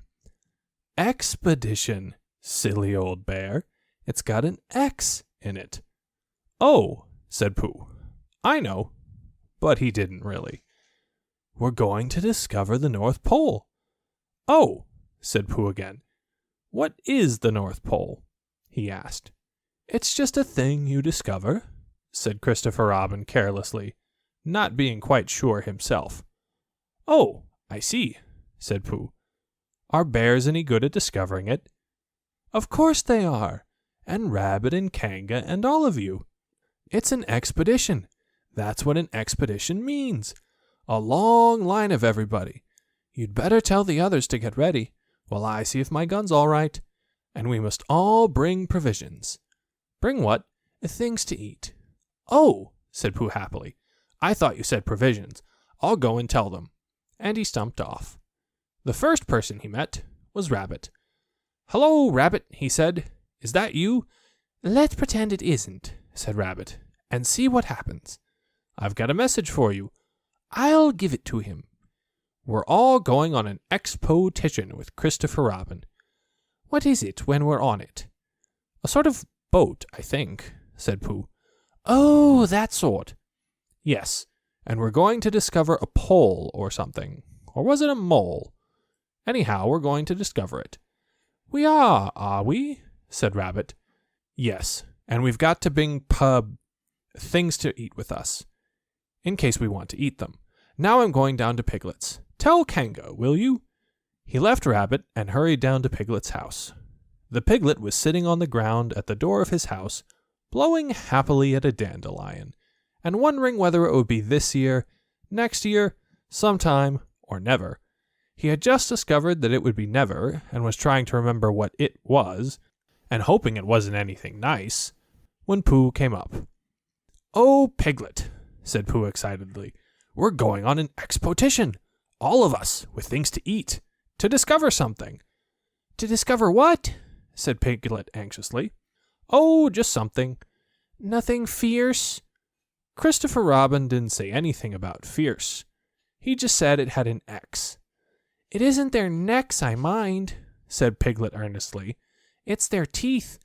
But if Christopher Robin is coming, I don't mind anything."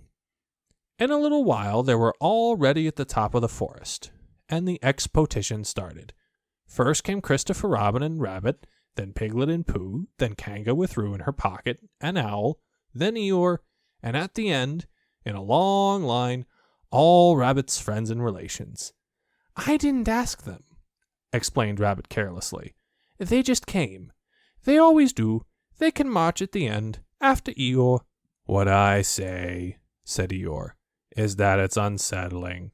I didn't want to come on this what Pooh said. I only came to oblige, but here I am, and if I am the end of the what we're talking about, then let me be the end. But if every time I want to sit down for a little rest, I have to brush away half a dozen of Rabbit's smaller friends and relations first, then this isn't an whatever it is, at all. It's simply a confused noise. That's what I say." "I see what Eeyore means," said Owl. "If you ask me."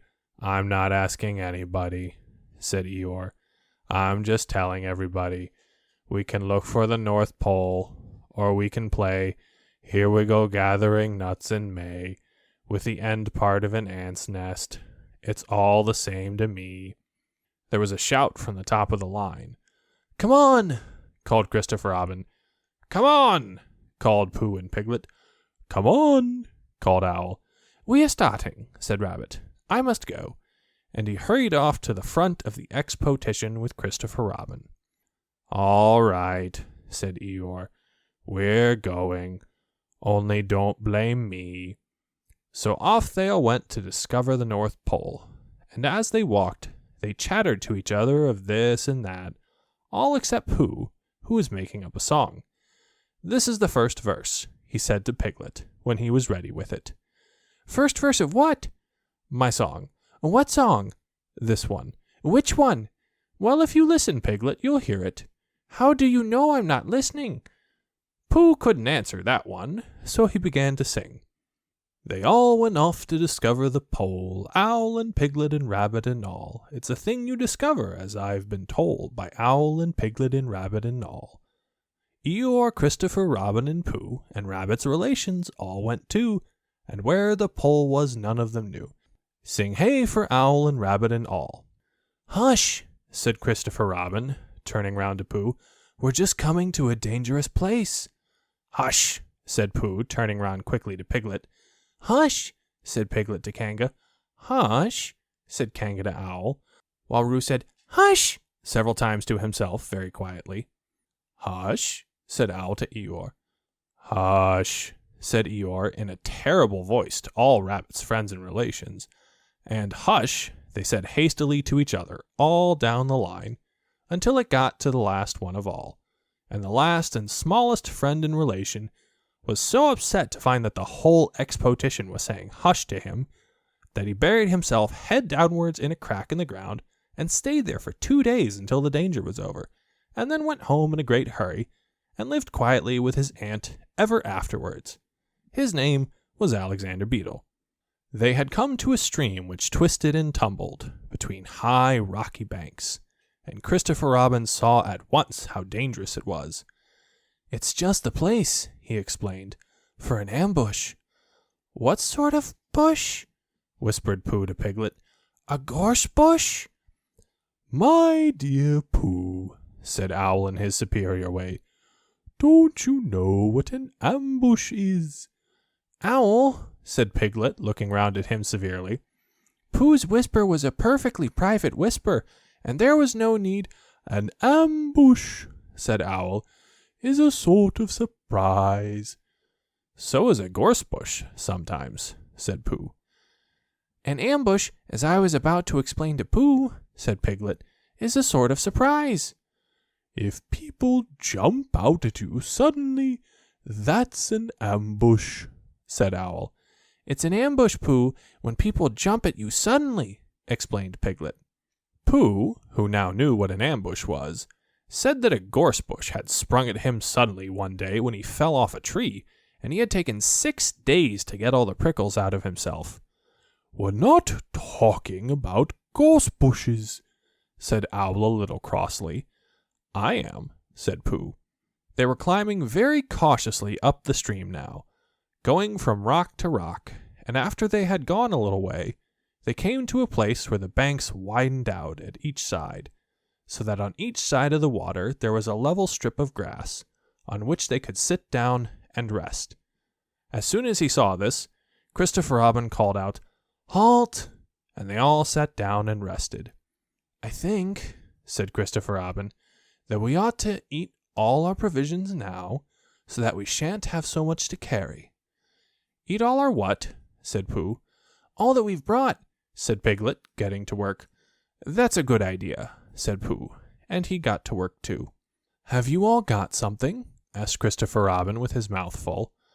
"All except me," said Eeyore, "as usual." He looked round at them in his melancholy way. "I suppose none of you are sitting on a thistle by any chance?" "I believe I am," said Pooh. "Ow!" He got up and looked behind him. "Yes, I was. I thought so." "Thank you, Pooh, if you've quite finished with it." He moved across to Pooh's place and began to eat. "It don't do them any good, you know, sitting on them," he went on as he looked up munching. "Takes all the life out of them. Remember that another time, all of you. A little consideration, a little thought for others, makes all the difference."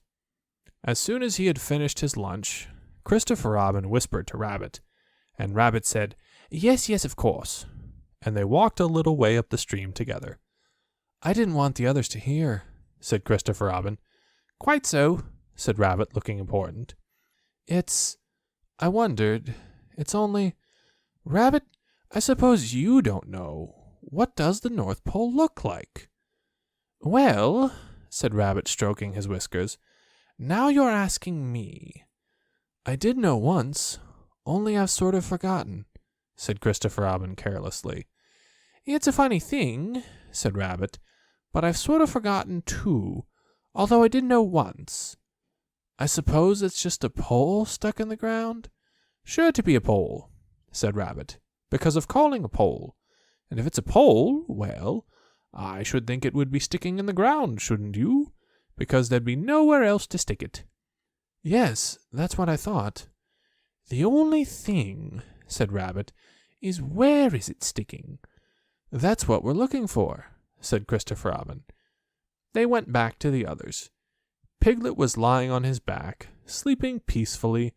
Roo was washing his face and paws in the stream, while Kanga explained to everybody proudly that this was the first time he had ever washed his face himself, and Owl was telling Kanga an interesting anecdote, full of long words like encyclopedia and rhododendron, to which Kanga was listening. "I don't hold with all this washing," grumbled Eeyore. "This modern behind-the-ears nonsense. What do you think, Pooh?" "Well," said Pooh, "I think. But we shall never know what Pooh thought, for there came a sudden squeak from Roo, a splash, and a loud cry of alarm from Kanga. "So much for washing," said Eeyore. "Roo's fallen in!" cried Rabbit, and he and Christopher Robin came rushing down to the rescue. "Look at me swimming!" squeaked Roo from the middle of his pool, and was hurried down a waterfall into the next pool. "Are you all right, Roo dear?" called Kanga anxiously. Yes, said Roo. Look at me swim. And down he went over the next waterfall into another pool. Everybody was doing something to help. Piglet, wide awake suddenly, was jumping up and down and making, "Ooh, I say," noises. Owl was explaining that in a case of sudden and temporary immersion, the important thing was to keep the head above water.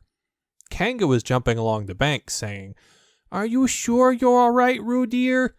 To which Roo, from whatever pool he was in at the moment, was answering, "Look at me swimming!" Eeyore had turned round and hung his tail over the first pool into which Roo fell, and with his back to the accident, was grumbling quietly to himself and saying, "All this washing, but catch on to my tail, little Roo, and you'll be all right." And Christopher Robin and Rabbit came hurrying past Eeyore, and were calling out to the others in front of them. "All right, Roo, I'm coming," called Christopher Robin. "Get something across the stream lower down, some of you fellows," called Rabbit. But Pooh was getting something. 2 pools below Roo, he was standing with a long pole in his paws, and Kanga came up and took one end of it, and between them they held it across the lower part of the pool, and Roo, still bubbling proudly, "Look at me swimming!" drifted up against it and climbed out. "Did you see me swimming?" squeaked Roo excitedly, while Kanga scolded him and rubbed him down. "Pooh, did you see me swimming? That's called swimming what I was doing. Rabbit, did you see what I was doing? Swimming. Hello, Piglet. I say, Piglet, what do you think I was doing? Swimming. Christopher Robin, did you see me?" But Christopher Robin wasn't listening. He was looking at Pooh. "Pooh," he said, "where did you find that pole?" Pooh looked at the pole in his hands. "I just found it," he said. "I thought it ought to be useful. I just picked it up." "Pooh," said Christopher Robin solemnly, "the expedition is over. You have found the North Pole." "Oh," said Pooh. Eeyore was sitting with his tail in the water when they all got back to him. "Tell Roo to be quick, somebody," he said. "My tail's getting cold. I don't want to mention it, but I just mention it. I don't want to complain, but there it is. My tail's cold." "Here I am," squeaked Roo. "Oh, there you are. Did you see me swimming?" Eeyore took his tail out of the water and swished it from side to side. "As I expected," he said. "Lost all feeling. Numbed it. That's what it's done. Numbed it. Well, as long as nobody minds, I suppose it's all right." "Poor old Eeyore. I'll dry it for you," said Christopher Robin, and he took out his handkerchief and rubbed it up. "Thank you, Christopher Robin. You're the only one who seems to understand about tails. They don't think. That's what's the matter with some of these others. They've no imagination. A tail isn't a tail to them. It's just a little bit of extra at the back." "Never mind, Eeyore," said Christopher Robin, rubbing his hardest. "Is that better?" "It's feeling more like a tail, perhaps. It belongs again, if you know what I mean." "Hello, Eeyore," said Pooh, coming up to them with his pole. "Hello, Pooh. Thank you for asking, but I shall be able to use it again in a day or 2. "Use what?" said Pooh. "What we are talking about." "I wasn't talking about anything," said Pooh, looking puzzled. "My mistake again. I thought you were saying how sorry you were about my tail being all numb, and could you do anything to help?" "No," said Pooh, "that wasn't me," he said. He thought for a little, and then suggested helpfully, "Perhaps it was somebody else." "Well, thank him for me when you see him." Pooh looked anxiously at Christopher Robin. "Pooh's found the North Pole," said Christopher Robin. "Isn't that lovely?" Pooh looked modestly down. "Is that it?" said Eeyore. "Yes," said Christopher Robin. "Is that what we were looking for?" "Yes," said Pooh. "Oh," said Eeyore. "Well, anyhow, it didn't rain," he said. They stuck the pole in the ground, and Christopher Robin tied a message onto it. North Pole, discovered by Pooh. Pooh found it. Then they all went home again, and I think, but I am not quite sure, that Roo had a hot bath and went straight to bed. But Pooh went back to his own house, and feeling very proud of what he had done, had a little something to revive himself.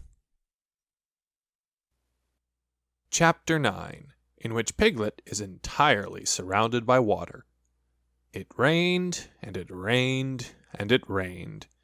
Piglet told himself that never in all his life, and he was goodness knows how old, 3 was it, or 4? Never had he seen so much rain. Days and days and days. If only, he thought as he looked out of the window, I had been in Pooh's house, or Christopher Robin's house, or Rabbit's house when it began to rain, then I should have had company all this time, instead of being here all alone, with nothing to do except wonder when it will stop. And he imagined himself with Pooh, saying, Did you ever see such rain, Pooh? And Pooh saying, Isn't it awful, Piglet? And Piglet saying, I wonder how it is over Christopher Robin's way. And Pooh saying, I should think poor old Rabbit is about flooded out by this time. It would have been jolly to talk like this, and really it wasn't much good having anything exciting like floods if you couldn't share them with somebody. For it was rather exciting. The little dry ditches in which Piglet had nosed about so often had become streams. The little streams across which he had splashed were rivers, and the river, between whose steep banks they had played so happily, had sprawled out of its own bed and was taking up so much room everywhere that Piglet was beginning to wonder whether it would be coming into his bed soon. It's a little anxious, he said to himself, to be a very small animal entirely surrounded by water. Christopher Robin and Pooh could escape by climbing trees, and Kanga could escape by jumping, and Rabbit could escape by burrowing, and Owl could escape by flying, and Eeyore could escape by making a loud noise until rescued, and here I am, surrounded by water, and I can't do anything. It went on raining, and every day the water got a little higher, until now it was nearly up to Piglet's window, and still he hadn't done anything. There's Pooh, he thought to himself. Pooh hasn't much brain, but he never comes to any harm. He does silly little things, and they turn out right. There's Owl. Owl hasn't exactly got brain, but he knows things. He would know the right thing to do when surrounded by water. There's Rabbit. He hasn't learnt in books, but he can always think of a clever plan. There's Kanga. She isn't clever, Kanga isn't, but she would be so anxious about Roo that she would do a good thing to do without thinking about it. And then there's Eeyore, and Eeyore is so miserable anyhow that he wouldn't mind about this. But I wonder what Christopher Robin would do. Then suddenly he remembered a story which Christopher Robin had told him about a man on a desert island who had written something in a bottle and thrown it in the sea. And Piglet thought that if he wrote something in a bottle and threw it in the water, perhaps somebody would come and rescue him. He left the window and began to search his house, all of it that wasn't under water, and at last he found a pencil and a small piece of dry paper and a bottle with a cork to it, and he wrote on one side of the paper, Help! Piglet! Me! And on the other side, It's me, Piglet! Help, help! Then he put the paper in the bottle, and he corked the bottle up as tightly as he could, and he leant out of his window as far as he could lean without falling in, and he threw the bottle as far as he could throw. Splash!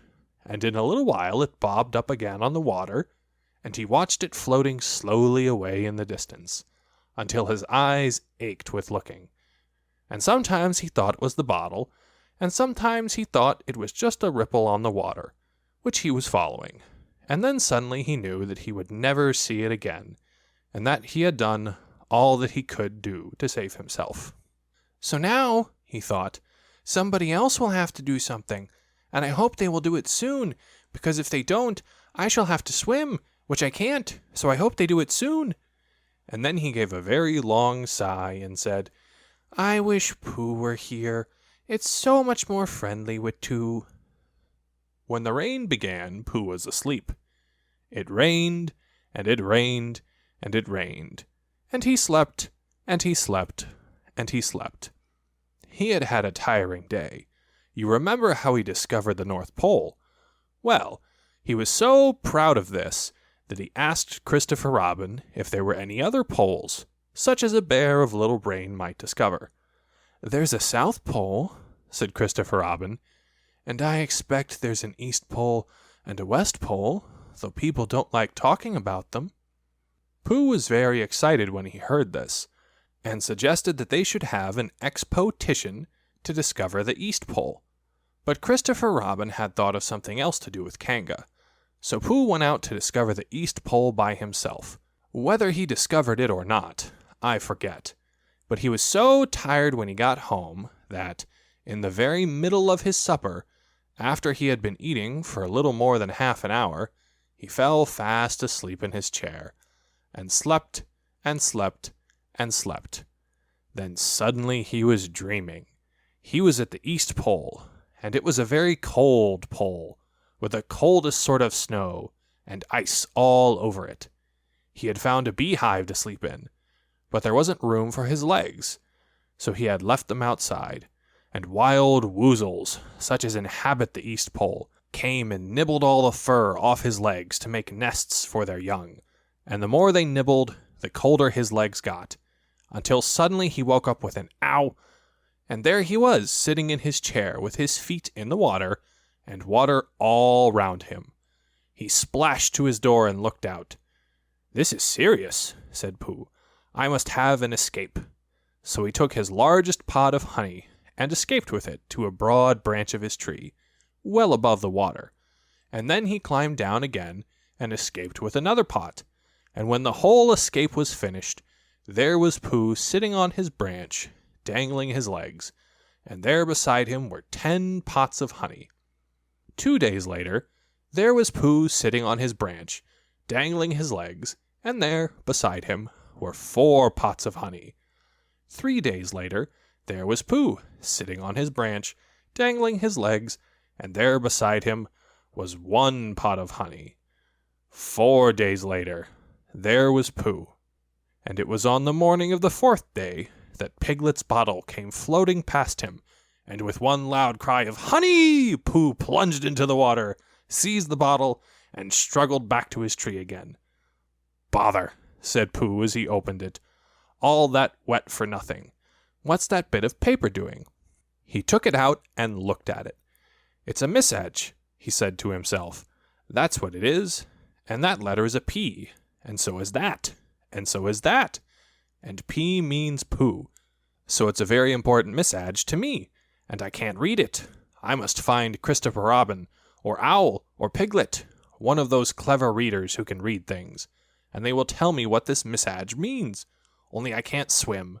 Bother." Then he had an idea, and I think that for a bear of very little brain it was a good idea. He said to himself, "If a bottle can float, then a jar can float. And if a jar floats, I can sit on the top of it if it's a very big jar." So he took his biggest jar and corked it up. "All boats have to have a name," he said, "so I shall call mine the Floating Bear." And with these words he dropped his boat into the water and jumped in after it. For a little while, Pooh and the Floating Bear were uncertain as to which of them was meant to be on the top, but after trying 1 or 2 different positions, they settled down with the Floating Bear underneath and Pooh triumphantly astride it, paddling vigorously with his feet.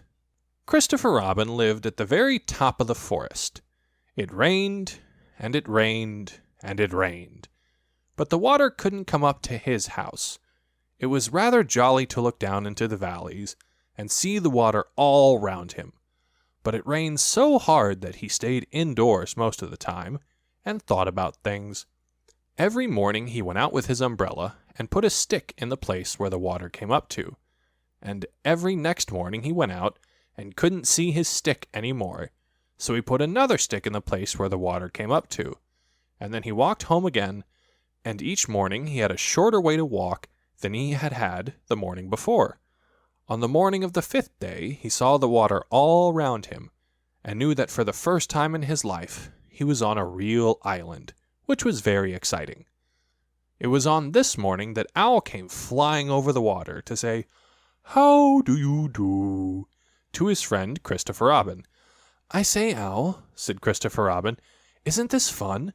I'm on an island." "The atmospheric conditions have been very unfavorable lately," said Owl. "The what?" "It has been raining," explained Owl. "Yes," said Christopher Robin, "it has."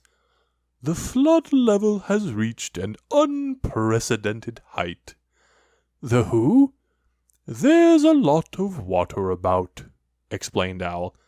"Yes," said Christopher Robin, "there is." "However, the prospects are rapidly becoming more favorable. At any moment—" "Have you seen Pooh?" "No." "At any moment—" "I hope he's all right," said Christopher Robin. "I've been wondering about him. I expect piglets with him. Do you think they're all right, Owl?" "I expect so. You see, at any moment—" "Do go and see, Owl, because Pooh hasn't got very much brain, and he might do something silly, and I do love him so. Owl, do you see Owl?" "That's all right," said Owl. "I'll go back directly," and he flew off. In a little while he was back again. "Pooh isn't there," he said. "Not there?" "Has been there. He's been sitting on a branch of his tree outside his house with 9 pots of honey, but he isn't there now." "Oh, Pooh!" cried Christopher Robin. "Where are you?" "Here I am," said a growly voice behind him. "Pooh!" They rushed into each other's arms. "How did you get here, Pooh?" asked Christopher Robin when he was ready to talk again. "On my boat," said Pooh proudly. "I had a very important message sent me in a bottle, and owing to having got some water in my eyes, I couldn't read it, so I brought it to you, on my boat." With these proud words he gave Christopher Robin the message. "But it's from Piglet!" cried Christopher Robin when he had read it. "Isn't there anything about Pooh in it?" asked Bear, looking over his shoulder. Christopher Robin read the message aloud. "Oh, are those peas piglets? I thought they were Poohs." "We must rescue him at once. I thought he was with you, Pooh. Owl, could you rescue him on your back?" "I don't think so," said Owl after grave thought. "It is doubtful if the necessary dorsal muscles—" "Then would you fly to him at once and say that rescue is coming? And Pooh and I will think of a rescue, and come as quick as ever we can. Oh, don't talk, Owl. Go on, quick." And still thinking of something to say, Owl flew off. "Now then, Pooh," said Christopher Robin, "where's your boat?" "I ought to say," explained Pooh as they walked down to the shore of the island, "that it isn't just an ordinary sort of boat. Sometimes it's a boat, and sometimes it's more of an accident. It all depends." "Depends on what?" "On whether I'm on the top of it or underneath it." "Oh, well, where is it?"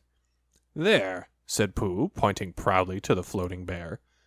It wasn't what Christopher Robin expected, and the more he looked at it, the more he thought what a brave and clever bear Pooh was.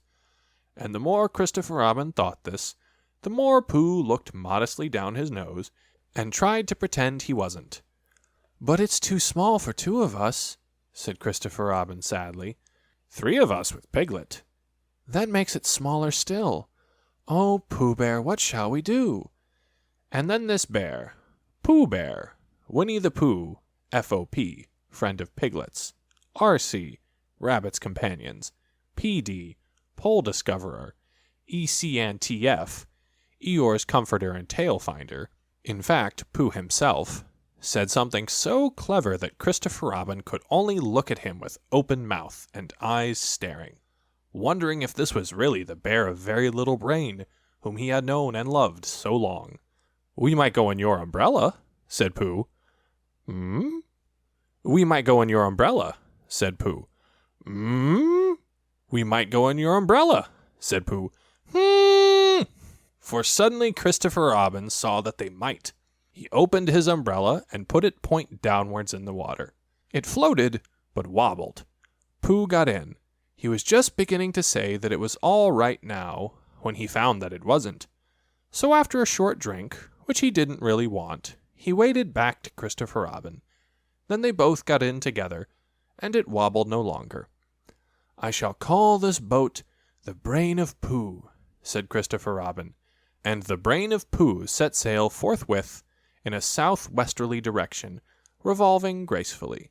You can imagine Piglet's joy when at last the ship came in sight of him. In after years he liked to think that he had been in very great danger during the terrible flood. But the only danger he had really been in was in the last half hour of his imprisonment, when Owl, who had just flown up, sat on a branch of his tree to comfort him, and told him a very long story about his aunt, who had once laid a seagull's egg by mistake, and the story went on, rather like this sentence, until Piglet, who was listening out of his window without much hope, went to sleep quietly and naturally, slipping slowly out of the window towards the water until he was only hanging on by his toes, at which moment, luckily, a sudden loud squawk from Owl, which was really part of the story, being what his aunt said, woke the Piglet up, and just gave him time to jerk himself back into safety, and say, "How interesting, and did she?" When, well, you can imagine his joy, when at last he saw the good ship, the Brain of Pooh, Captain C. Robin, First Mate P. Bear, coming over the sea to rescue him. And that is really the end of the story, and as I am very tired after that last sentence, I think I shall stop there. Chapter 10, in which Christopher Robin gives Pooh a party, and we say goodbye. One day, when the sun had come back over the forest, bringing with it the scent of May, and all the streams in the forest were tinkling happily to find themselves their own pretty shape again, and the little pools lay dreaming of the life they had seen, and the big things they had done, and in the warmth and quiet of the forest, the cuckoo was trying over his voice carefully, and listening to see if he liked it, and wood pigeons were complaining gently to themselves in their lazy, comfortable way, that is, with the other fellow's fault. But it didn't matter very much. On such a day as this, Christopher Robin whistled in a special way he had, and Owl came flying out of the 100-acre wood to see what was wanted. "Owl," said Christopher Robin, "I am going to give a party." "You are you?" said Owl. "And it's to be a special sort of party, because it's because of what Pooh did, when he did what he did to save Piglet from the flood." "Oh, that's what it's for, is it?" said Owl.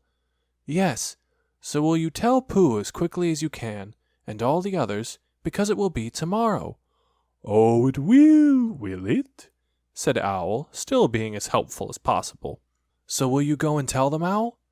Owl tried to think of something very wise to say, but couldn't, so he flew off to tell the others, and the first person he told was Pooh. "Pooh," he said, "Christopher Robin is giving a party." "Oh," said Pooh, and then seeing that Owl expected him to say something else, he said, "Will there be those little cake things with pink sugar icing?"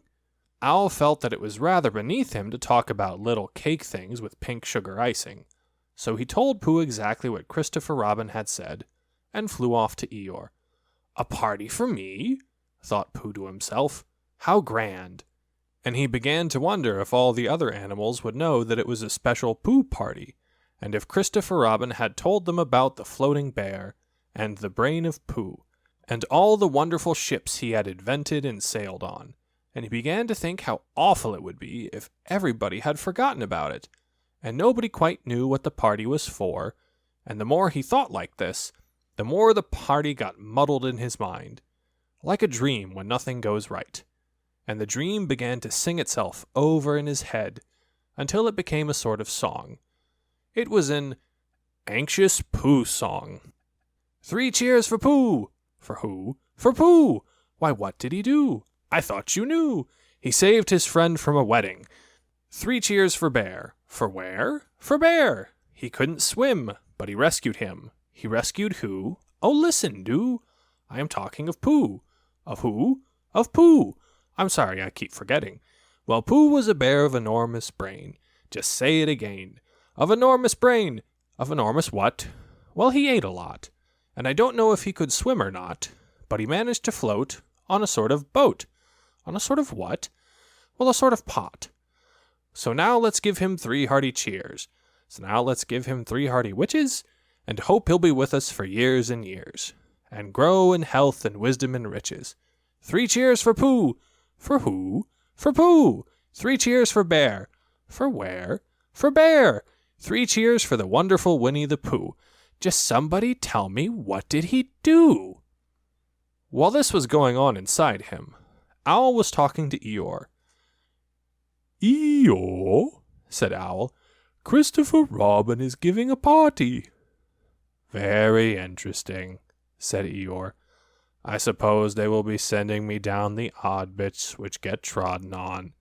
Kind and thoughtful. Not at all. Don't mention it. There is an invitation for you. What's that like? An invitation. Yes, I heard you. Who dropped it? This isn't anything to eat. It's asking you to the party tomorrow. Eeyore shook his head slowly. You mean Piglet, the little fellow with the excited ears. That's Piglet. I'll tell him. No, no, said Owl, getting quite fussy. It's you. Are you sure? Of course I'm sure. Christopher Robin said all of them. Tell all of them. All of them except Eeyore. All of them, said Owl sulkily. Ah, said Eeyore, a mistake, no doubt. But still, I shall come. Only don't blame me if it rains. But it didn't rain. Christopher Robin had made a long table out of some long pieces of wood, and they all sat around it. Christopher Robin sat at one end, and Pooh sat at the other. And between them on one side were Owl and Eeyore and Piglet, and between them on the other side were Rabbit and Roo and Kanga, and all Rabbit's friends and relations spread themselves about on the grass, and waited hopefully in case anybody spoke to them, or dropped anything, or asked them the time. It was the first party to which Roo had ever been, and he was very excited. As soon as ever they had sat down, he began to talk. "Hello, Pooh!" he squeaked. "Hello, Roo," said Pooh. Roo jumped up and down in his seat for a little while, and then began again. "Hello, Piglet!" he squeaked. Piglet waved a paw at him, being too busy to say anything. "Hello, Eeyore!" said Roo. Eeyore nodded gloomily at him. "It will rain soon. You see if it doesn't," he said. Roo looked to see if it didn't, and it didn't, so he said, "Hello, Owl!" And Owl said, "Hello, my little fellow," in a kindly way, and went on telling Christopher Robin about an accident which had nearly happened to a friend of his whom Christopher Robin didn't know, and Kanga said to Roo, "Drink up your milk first, dear, and talk afterwards." So Roo, who was drinking his milk, tried to say that he could do both at once, and had to be patted on the back and dried for quite a long time afterwards. When they had all nearly eaten enough, Christopher Robin banged on the table with his spoon, and everybody stopped talking and was very silent, except Roo, who was just finishing a loud attack of hiccups, and trying to look as if it was one of Rabbit's relations. "This party," said Christopher Robin, "is a party because of what someone did, and we all know who it was, and it's his party because of what he did, and I've got a present for him, and here it is." Then he felt about a little, and whispered, "Where is it?" While he was speaking, Eeyore coughed in an impressive way, and began to speak. "Friends," he said, including oddments, "it is a great pleasure, or perhaps I had better say, it has been a pleasure so far to see you at my party. What I did was nothing. Any of you, except Rabbit and Owl and Kanga, would have done the same. Oh, and Pooh. My remarks do not, of course, apply to Piglet and Roo, because they are too small. any of you would have done the same, but it just happened to be me. It was not, I need hardly say, with an idea of getting what Christopher Robin is looking for now. And he put his front leg to his mouth and said in a loud whisper, "Try under the table," that I did what I did, but because I feel that we should all do what we can to help. I feel that we should all— "Hup, hup," said Roo accidentally. "Roo, dear," said Kanga reproachfully. "Was it me?" asked Roo, a little surprised. "What's Eeyore talking about?" Piglet whispered to Pooh. "I don't know," said Pooh rather dolefully. "I thought this was your party." "I thought it was once, but I suppose it isn't." "I'd sooner it was yours than Eeyore's," said Piglet. "So would I," said Pooh. "Hop, hop," said Roo again. "As I was saying," said Eeyore loudly and sternly. "As I was saying, when I was interrupted by various loud sounds, I feel that—" "Here it is!" cried Christopher Robin excitedly. "Pass it down to silly old bear. It's for Pooh." "For Pooh," said Eeyore. "Of course it is. The best bear in all the world." "I might have known," said Eeyore. "After all, one can't complain. I have my friends. Somebody spoke to me only yesterday, and was it last week or the week before that, Rabbit bumped into me and said, 'Bother. The social round. Always something going on.'" Nobody was listening, for they were all saying, "Open it, Pooh. What is it, Pooh?" "I know what it is." "No, you don't," and other helpful remarks of this sort. And of course Pooh was opening it as quickly as ever he could, but without cutting the string, because you never know when a bit of string might be useful. At last it was undone. When Pooh saw what it was, he nearly fell down. He was so pleased. It was a special pencil case.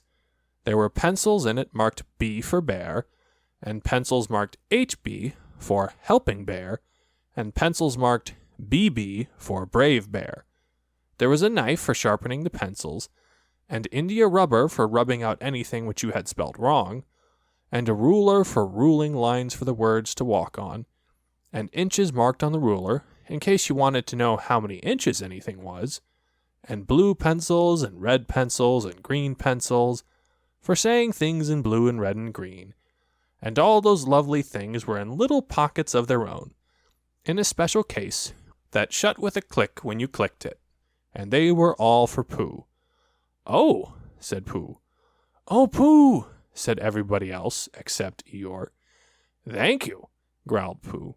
But Eeyore was saying to himself, "This writing business, pencils and whatnot, overrated if you ask me. Silly stuff, nothing in it." Later on, when they had all said goodbye and "Thank you" to Christopher Robin, Pooh and Piglet walked home thoughtfully, together in the golden evening, and for a long time they were silent. "When you wake up in the morning, Pooh," said Piglet at last, "what's the first thing you say to yourself?" "What's for breakfast?" said Pooh. "What do you say, Piglet?" "I say, I wonder what's going to happen exciting today," said Piglet. Pooh nodded thoughtfully.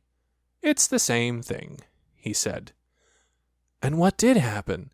asked Christopher Robin. "When?" "Next morning." "I don't know. Could you think and tell me and Pooh sometime?" "If you wanted it very much." "Pooh does," said Christopher Robin. He gave a deep sigh, picked his bear up by the leg, and walked off to the door, trailing Winnie-the-Pooh behind him. At the door he turned and said, "Coming to see me have my bath?" "I might," I said. "Was Pooh's pencil case any better than mine?" "It was just about the same," I said.